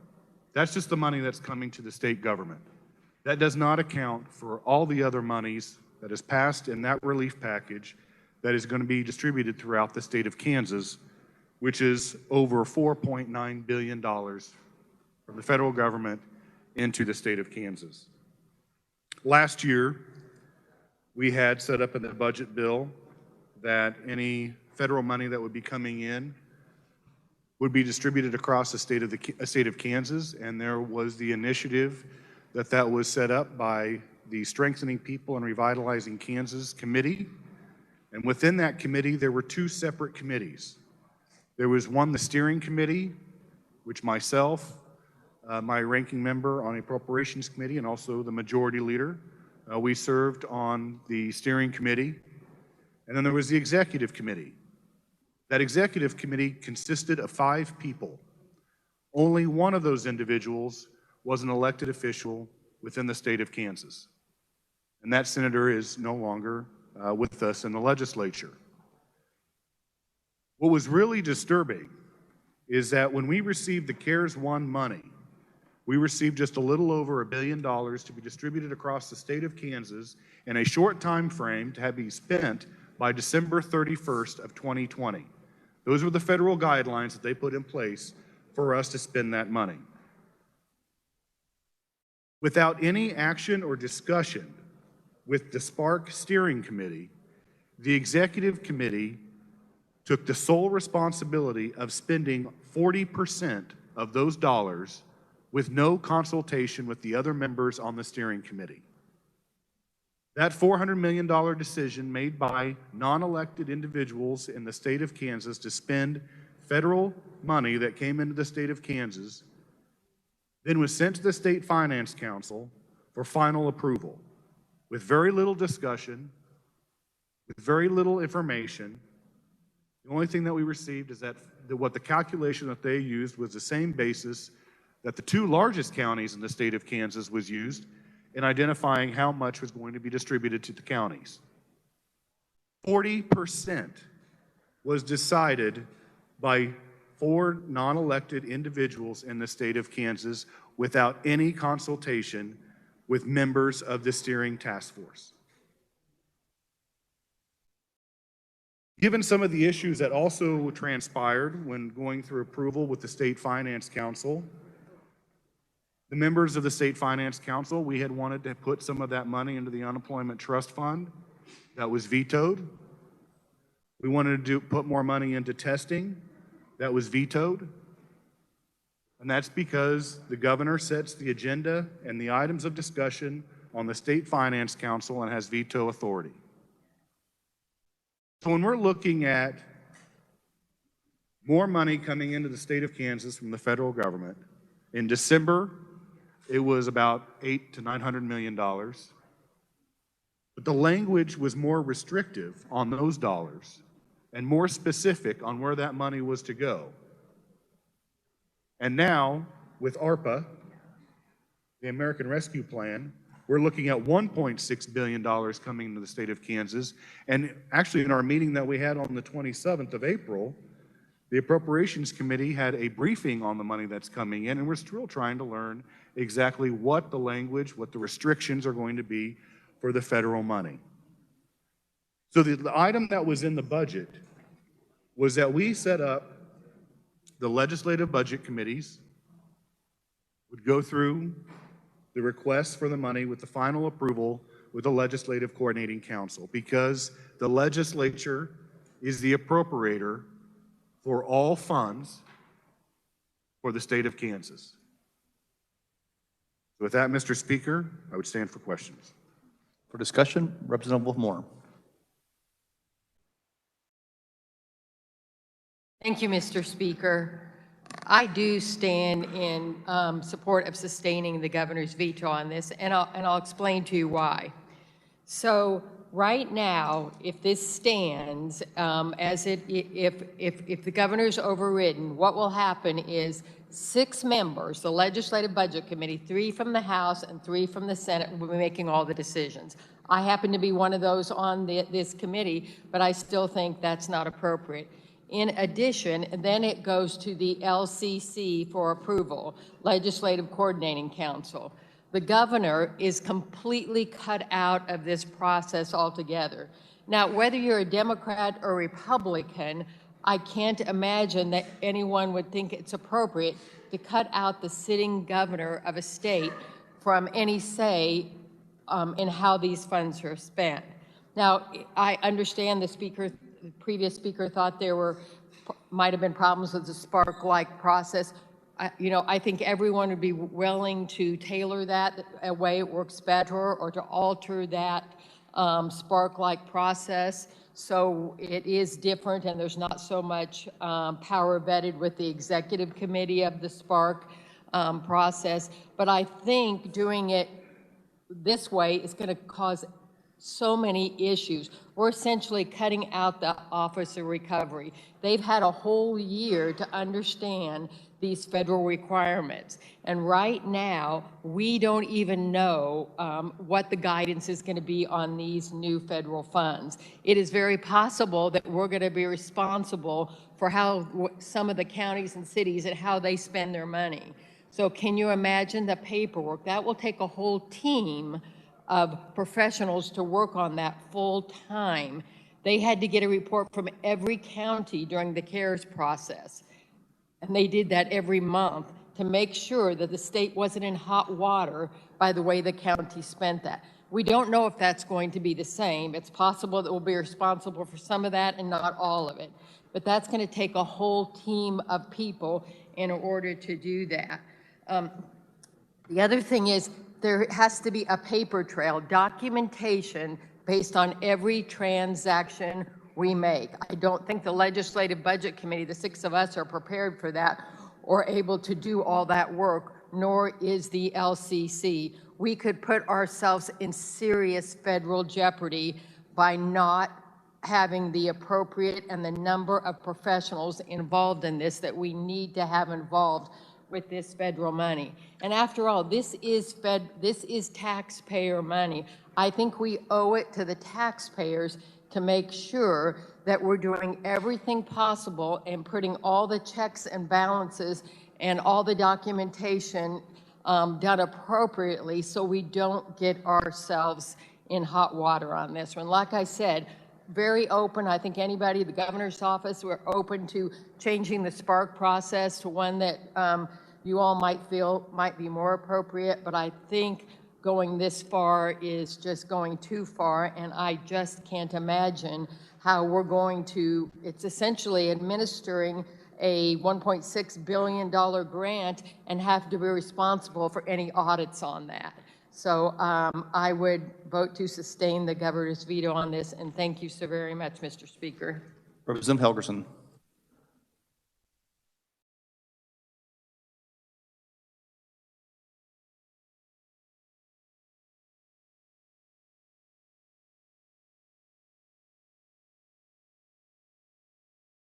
Feels great.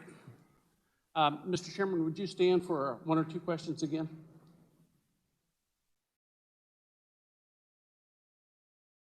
You want me to back away, or can we stand together? Your preference. Come on up. When the original bill passed, we had a little bit of the discussion about this. Tell me how logistically this is going to work in detail, if you don't mind. Well, when we had the amendment in the Appropriations Committee, it was brought up and passed out of committee that the Legislative Budget Committee, which the previous speaker had mentioned, which is 3 members from the Senate, 3 members from the House, would go through the items just like in the same premise that we did with the coronavirus relief fund that was set up in last year's budget bill. Now, granted, that was only $50 million. This is a little bit more than that. And then the final approval will go to the LCC. But, I mean, the LCC would just be the approving authority and would make the ultimate decision on what to do with those dollars. They could also work with other partners, such as the Office of the Recovery, Spark Committee. It's not just solely with the LBC, then to the LCC. There could be an array of decisions and the way it could work in the process, how the LCC wants to have it set up. And that gets a little bit to the question. When we did the legislative budget, we did not add any additional staffing. We added one amendment, as I remember, to the legislative budget, or the legislature's overall budget. How are we going to get the additional staffing that's going to be required to review the $1.6 billion and to analyze with those figures? Well, like I said before, with the CARES 2 money that was passed in December, the language with that money that came from the federal government was very restrictive and specific. We are still trying to get the guidelines, so that $1.6 billion may already be specified for a specific purpose. Now, the LCC can also coordinate with the Office of Recovery, as the previous speaker had mentioned. They have been doing this, and this was set up last year, actually last summer, so they haven't even been in the process for a year, of going through all the auditing and the reporting back to the federal government and making sure that the state of Kansas is in compliance. Was the governor's staff used, or the various agencies used, about how they were going to implement and spend the money? The Office of Recovery was set up under the State Finance Council for the purpose of going through the federal dollars. Whether I can say the governor's staff was utilized, everything was supposed to be going through the Office of Recovery. All right, thank you very much. I appreciate your patience.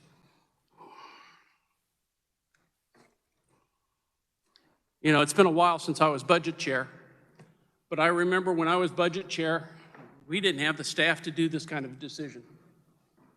And does anybody else object to the idea that $1.6 billion is going to be decided by 3 or 6 people, and we're going to be out of the whole process?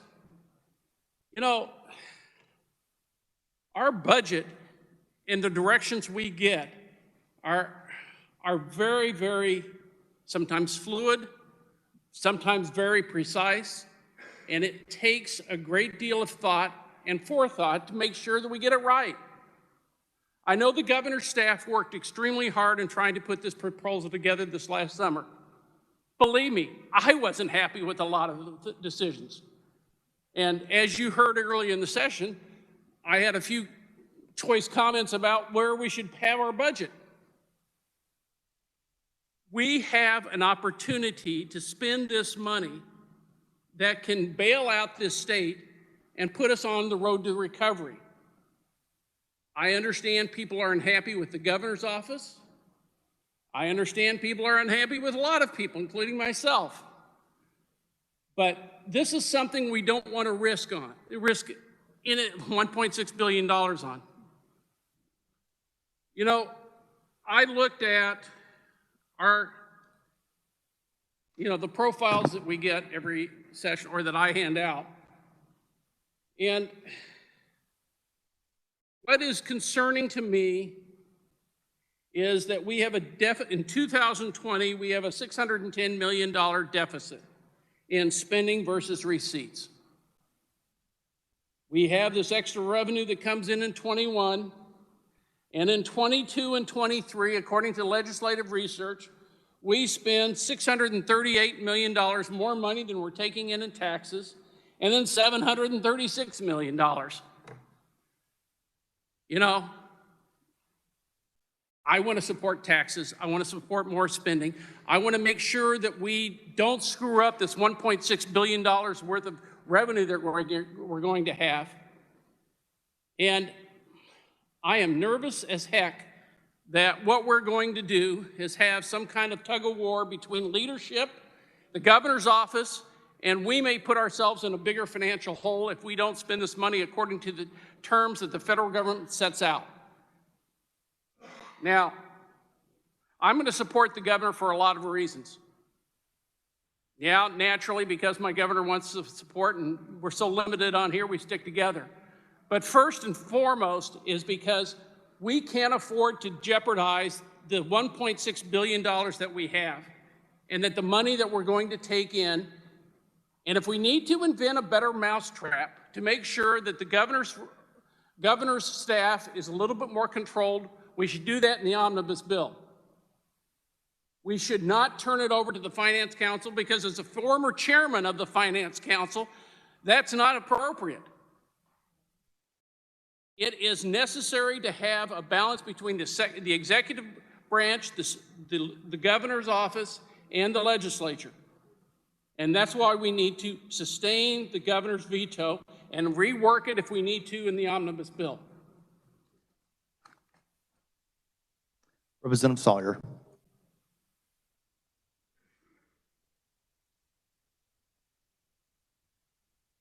I'm going to be brief. I think the last speaker covered a lot of all I wanted to say, but I will add that, you know, under the process we have now with the Spark Committee, the Spark Committee allows input from all around the state. There are business leaders from all parts of Kansas that are on the Spark Committee, and they had input on how that money was going to be spent.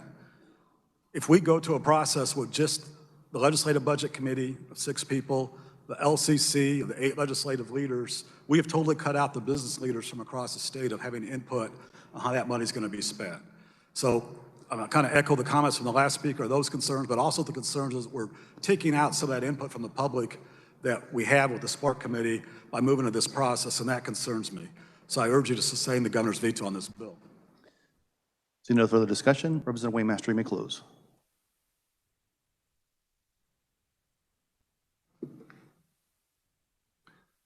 Thank you, Mr. Speaker. No, the profile was mentioned by a previous speaker, and the $1.6 billion that is coming into the state of Kansas is taxpayer funded. And I can't disagree with that statement. It is. I mean, it's taxpayer money. It's actually money that generations beyond us are going to be paying back due to the pandemic that occurred last year. In regards to the profile, we look at total spending for this state of $20 billion. The state general fund portion is a little over $8 billion. And we allocate those funds and have committee hearings and administer those funds in about a 3-month period. We're talking about $1.6 billion that's coming into the state of Kansas. During the interim is when most of that money is going to be coming in. And we'll have ample time to analyze and actually make better decisions on how that money is to be spent, especially when you're talking about $1.6 billion compared to the $8 billion in state general fund that we have in our state spending. Now, the process doesn't need to change. I mean, the governor can still set up the Spark Committee to go through the funds. It can go through the LBC. It can then have the final authority of how those funds are going to be dispersed by the Legislative Coordinating Council. When the CARES Act 1 money was set up last year, there was no process. We started from ground zero. There was absolutely no process in place when we got the $1 billion that came into the state of Kansas. We do have a paradigm that we can follow, that we administered last year. We can work with the Office of Recovery. It's just the final authority will come to the legislature. The appropriators for this state, the appropriators for the state of Kansas is the legislature. And the final authority will come to the Legislative Coordinating Council. Therefore, Mr. Speaker, I close and move to override the line item veto on Section 30C of House Bill 2007. The question arises a motion of Representative Waymaster that notwithstanding the governor's veto, the line item be passed. The clerk will open the roll. You may record your vote.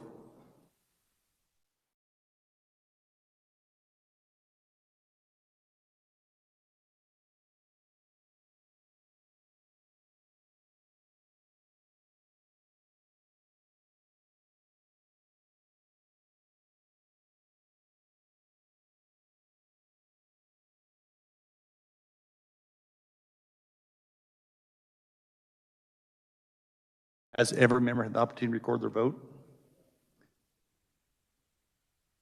The clerk will close the roll. Does any member desire to explain his or her vote? Does any member desire to change his or her vote? Seeing none, Representative Carpenter votes aye.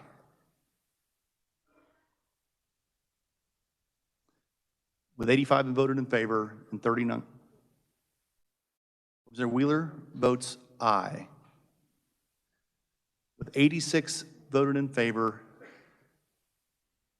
and 38 having voted against the passage of HB 2007, Section 30C, line item, the same have received the required 2/3 majority, is hereby declared passed.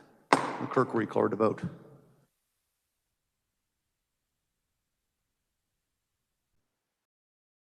The governor's objection to line item HB 2007 have been read.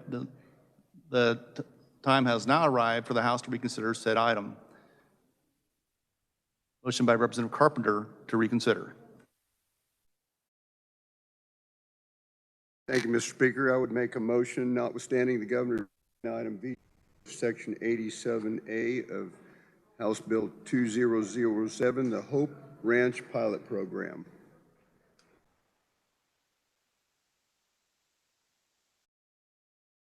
This program added $300,000 for a one-year pilot program for the Hope Ranch of Women.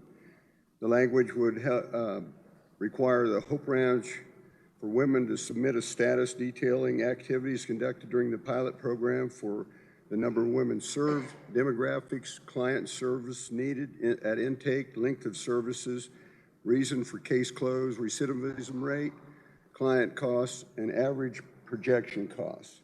Additionally, the Hope Ranch for Women will be required to submit a budget itemization report and a budget transaction report to the House Committee on Social Services Budget by January 31st, 22. This came to us when some folks down in South Central Kansas realized that Wichita was a originating state. Kansas was an originating state for human trafficking. The Hope Ranch is a leader and a key supporter in helping women across the state beyond escape and heal from this evil.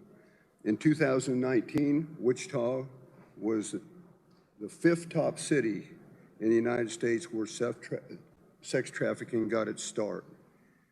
There are severe shortages of residential support for these exploited women.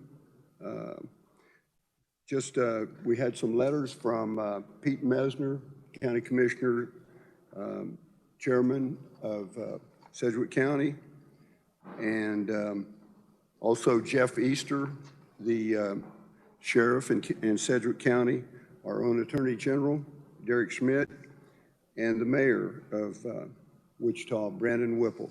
So I'll stand for questions. Representative Wolfmore.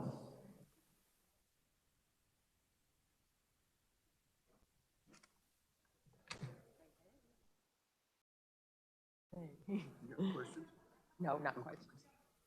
Thank you, Mr. Speaker. First of all, I want to say I think it's great that we learn more about human trafficking and maybe do something about it as a state in the future.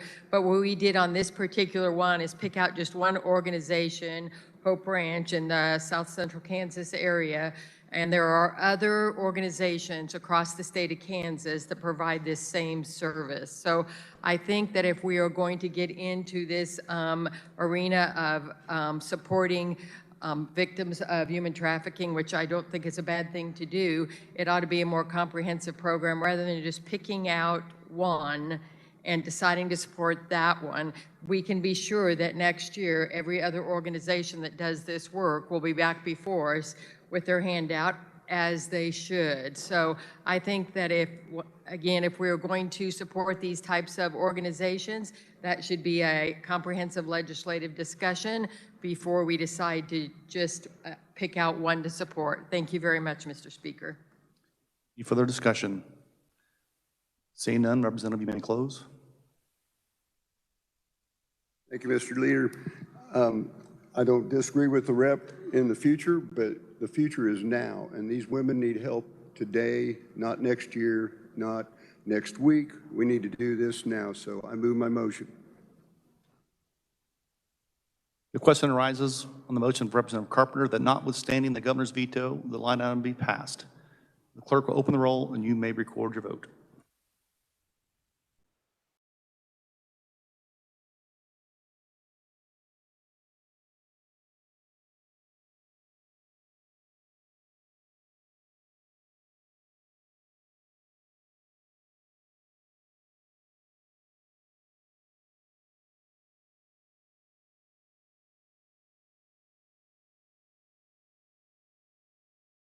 Has every member had the opportunity to record their vote?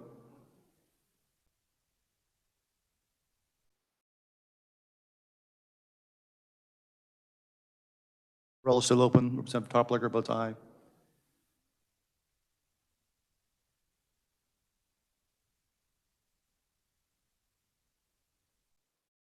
Clerk will close the roll. Does any member desire to explain his or her vote? Does any member desire to change his or her vote? 84 voted in favor and 40 against.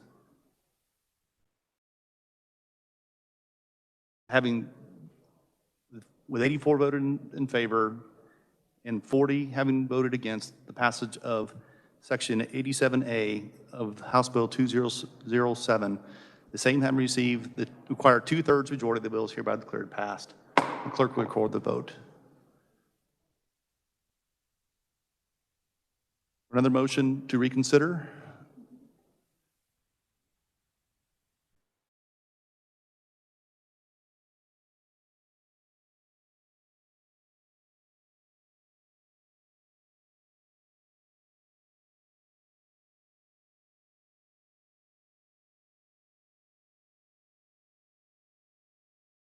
Representative Humphreys.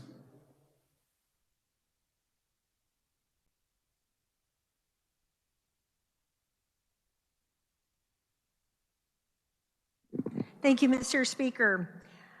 I move that notwithstanding the governor's line item veto of Section 163A of HB 2007, which reads Kansas Board of Regents State University Capital Renewal Initiative, that line item be passed.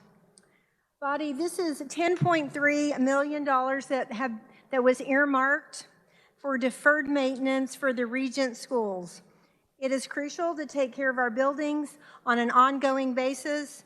It's the responsible thing to do, and the Regent specifically asked that this $10.3 million be appropriated for deferred maintenance. And with that, I'll stand for questions. Representative Woodard.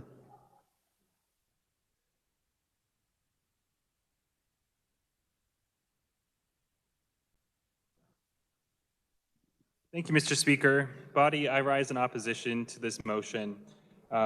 Section 163A of House Bill 2007 initially was proposed by the governor's budget to cover the state's portion of the total cost of a 2.5% pay increase of the KBOR system employees, if we were to move forward with that. Instead, this funding was redirected to a new line item budget, the State University Capital Renewal Initiative. While deferred maintenance and addressing that is a worthy cause, the Board of Regents' own study that they presented to the Legislative Budget Committee in December of 2020 estimated that there are over $1.2 billion in deferred maintenance projects from our Kansas Board of Regents systems. $10.3 million, unfortunately, does not equal $1.2 billion. Like many of you, after receiving a memo from the Office of Division of Budget, spent a lot of time talking to stakeholders, the research staff, our budget office, and this is just simply, in my opinion, $10.3 million, not even scraping the surface of a real problem that needs to be addressed comprehensively. If you saw the memo last night, you also saw that we have a maintenance of effort issue that we are going to have to deal with. The Office of the Budget has estimated, as well as I think in their discussions with other stakeholders in our revisor's office and looking at the federal guidance, which we're just still now getting information about, they estimate that to maintain our maintenance of effort responsibility for higher education, we would have to add $53 million this year alone and $106 million for fiscal year 2023. And it's important to point out that capital investment, deferred maintenance does not count towards what can be applied to our maintenance of effort. So whether going forward we're looking at pay increases or operational funding for educational delivery or COVID response, the $10.3 million should be applied to what we owe and will have to come up with this year. After this morning's decision to override on tax revenue, we're going to have some tough decisions to make. So I would stand in opposition to this and would ask you to join me in doing so in sustaining the veto override on Section 163A of House Bill 2007. Thank you, Mr. Speaker.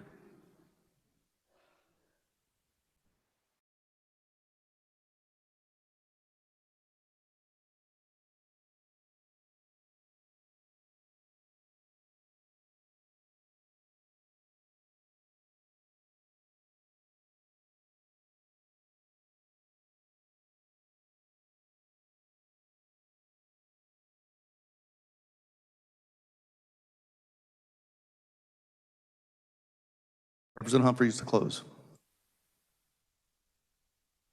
Thank you, Mr. Speaker. I just would like to point out that that 10.3 million we earmarked for deferred maintenance, it's a start. We need a comprehensive program to decide what to do with all those beautiful buildings on our campuses. But if we don't override this veto, then that money's gone. It's not going for the 2.5% raise increase. So by passing this 10.3, we will get started on the deferred maintenance. And with that, I renew my motion, Mr. Speaker, to pass Section 163A.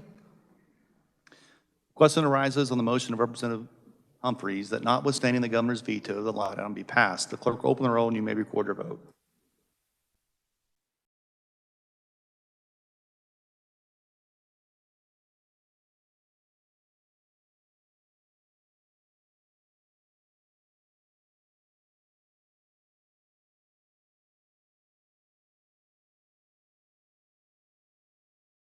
Has every member had the opportunity to record their vote?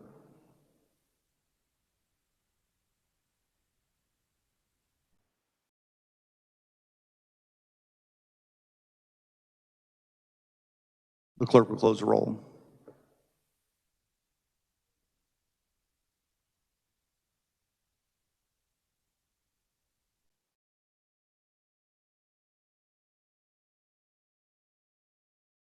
Representative Hauser votes aye.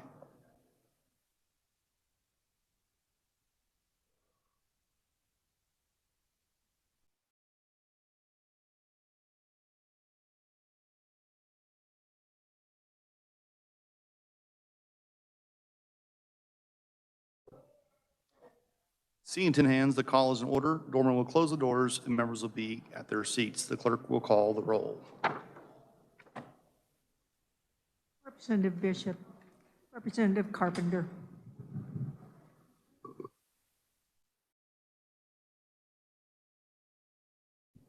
Call still in order.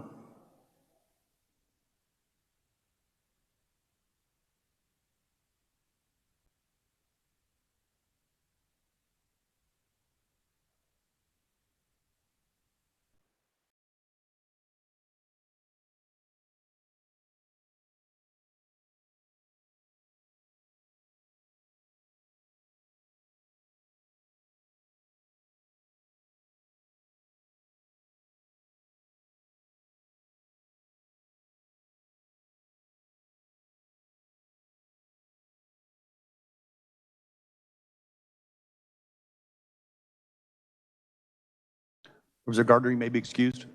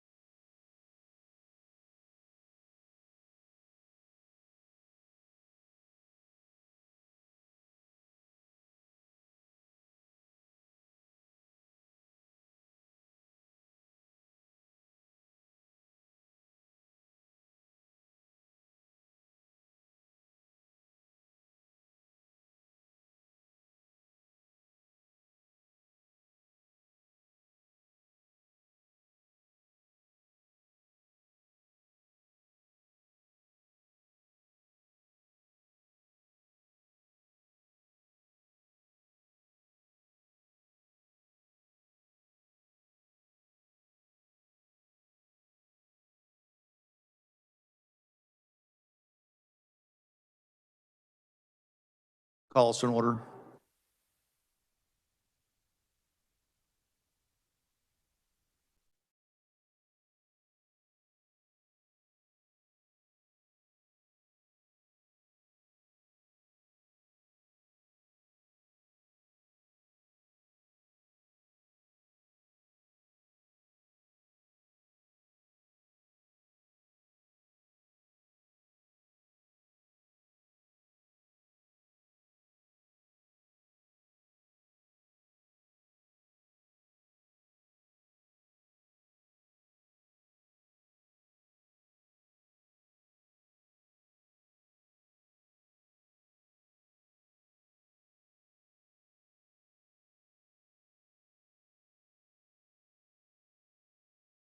Call is in order.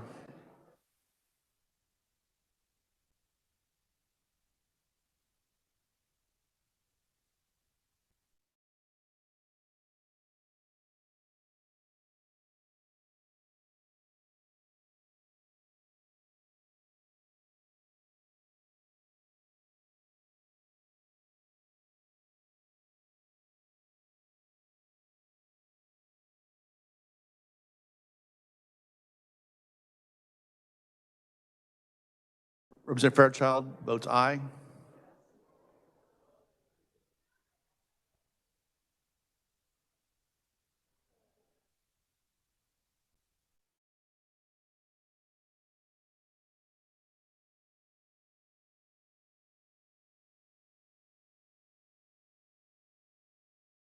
Representative Carpenter votes aye. Does any member desire to explain his or her vote? The call is raised. Does any member desire to change his or her vote?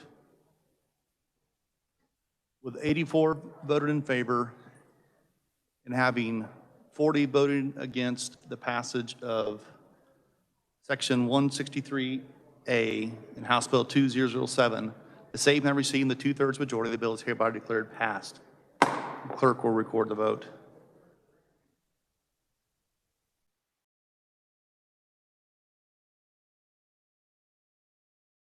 Motion to be considered, Representative Buchanan.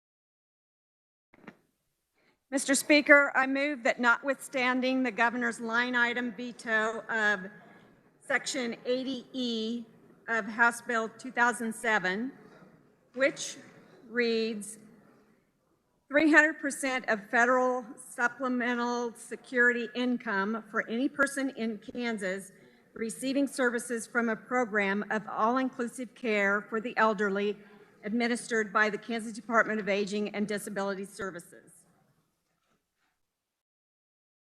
So this is the PACE program and the protected income level. So the PACE program is a program of all-inclusive care for the elderly. This is a program that's been around since 2002, and it provides comprehensive health care services for older adults. And in some respects, you could call it the original managed care in Kansas. So the protected income level is the amount of your own money that you are allowed to keep. Currently, the protected income level is $1,177, or 150% of the federal poverty level. So anything that you receive in income over that amount goes to Medicaid.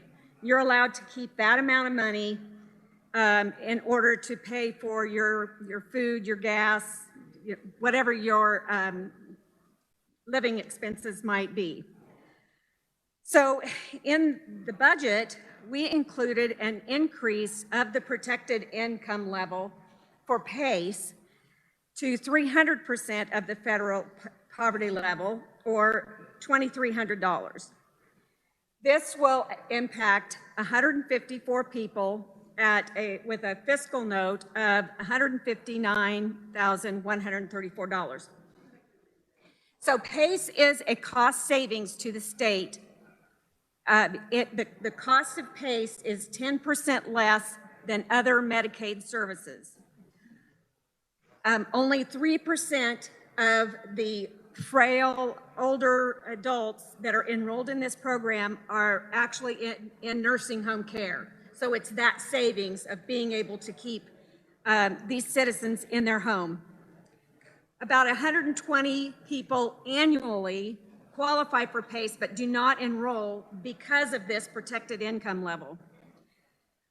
This additional saving would pay for the fiscal note of that.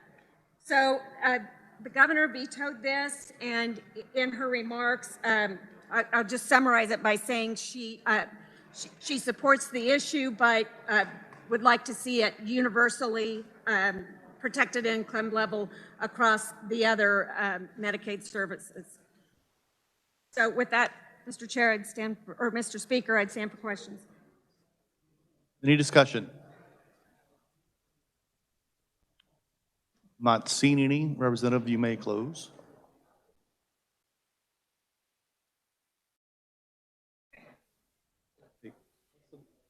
Close.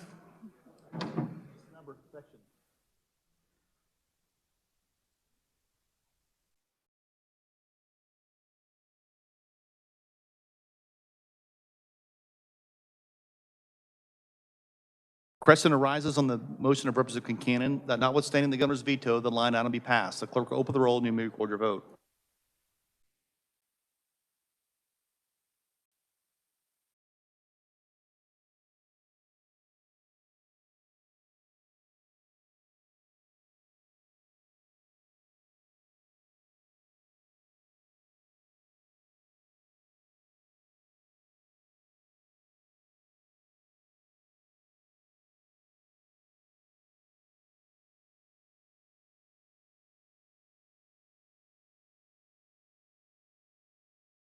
Has every member had the opportunity to record their vote? The clerk will close the roll. Does any member desire to explain his or her vote? Does any member desire to change his or her vote? Representative Weigel votes no. Representative Weigel votes aye.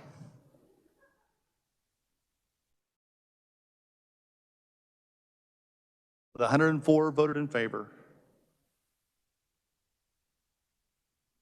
and 20 voted against passage of Section 80E on House Bill 2007, the line item. The same having received the two-thirds majority, the bill is hereby declared passed. The clerk will record the vote.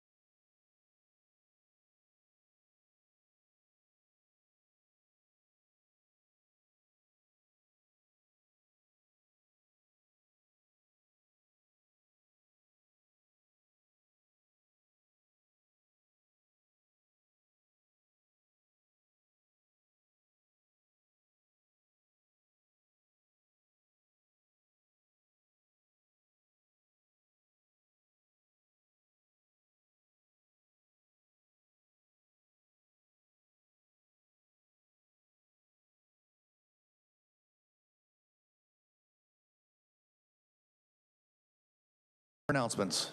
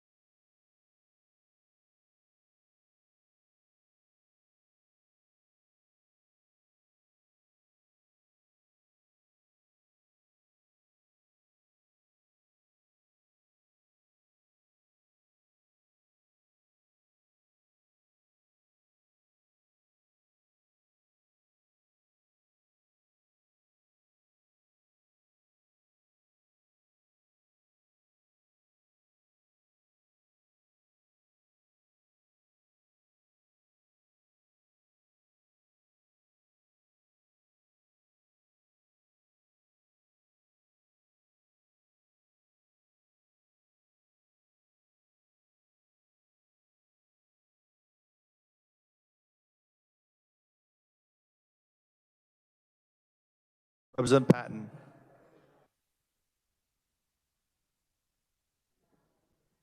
Thank you, Mr. Speaker.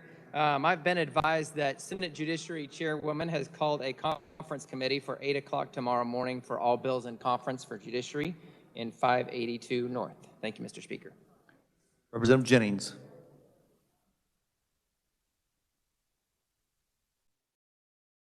Thanks, Mr. Speaker. Members of the House members of the Joint Committee on Corrections and Juvenile Justice, I am anticipating a meeting tomorrow at 8 o'clock at a room that has not yet been determined. Be looking for an email, please.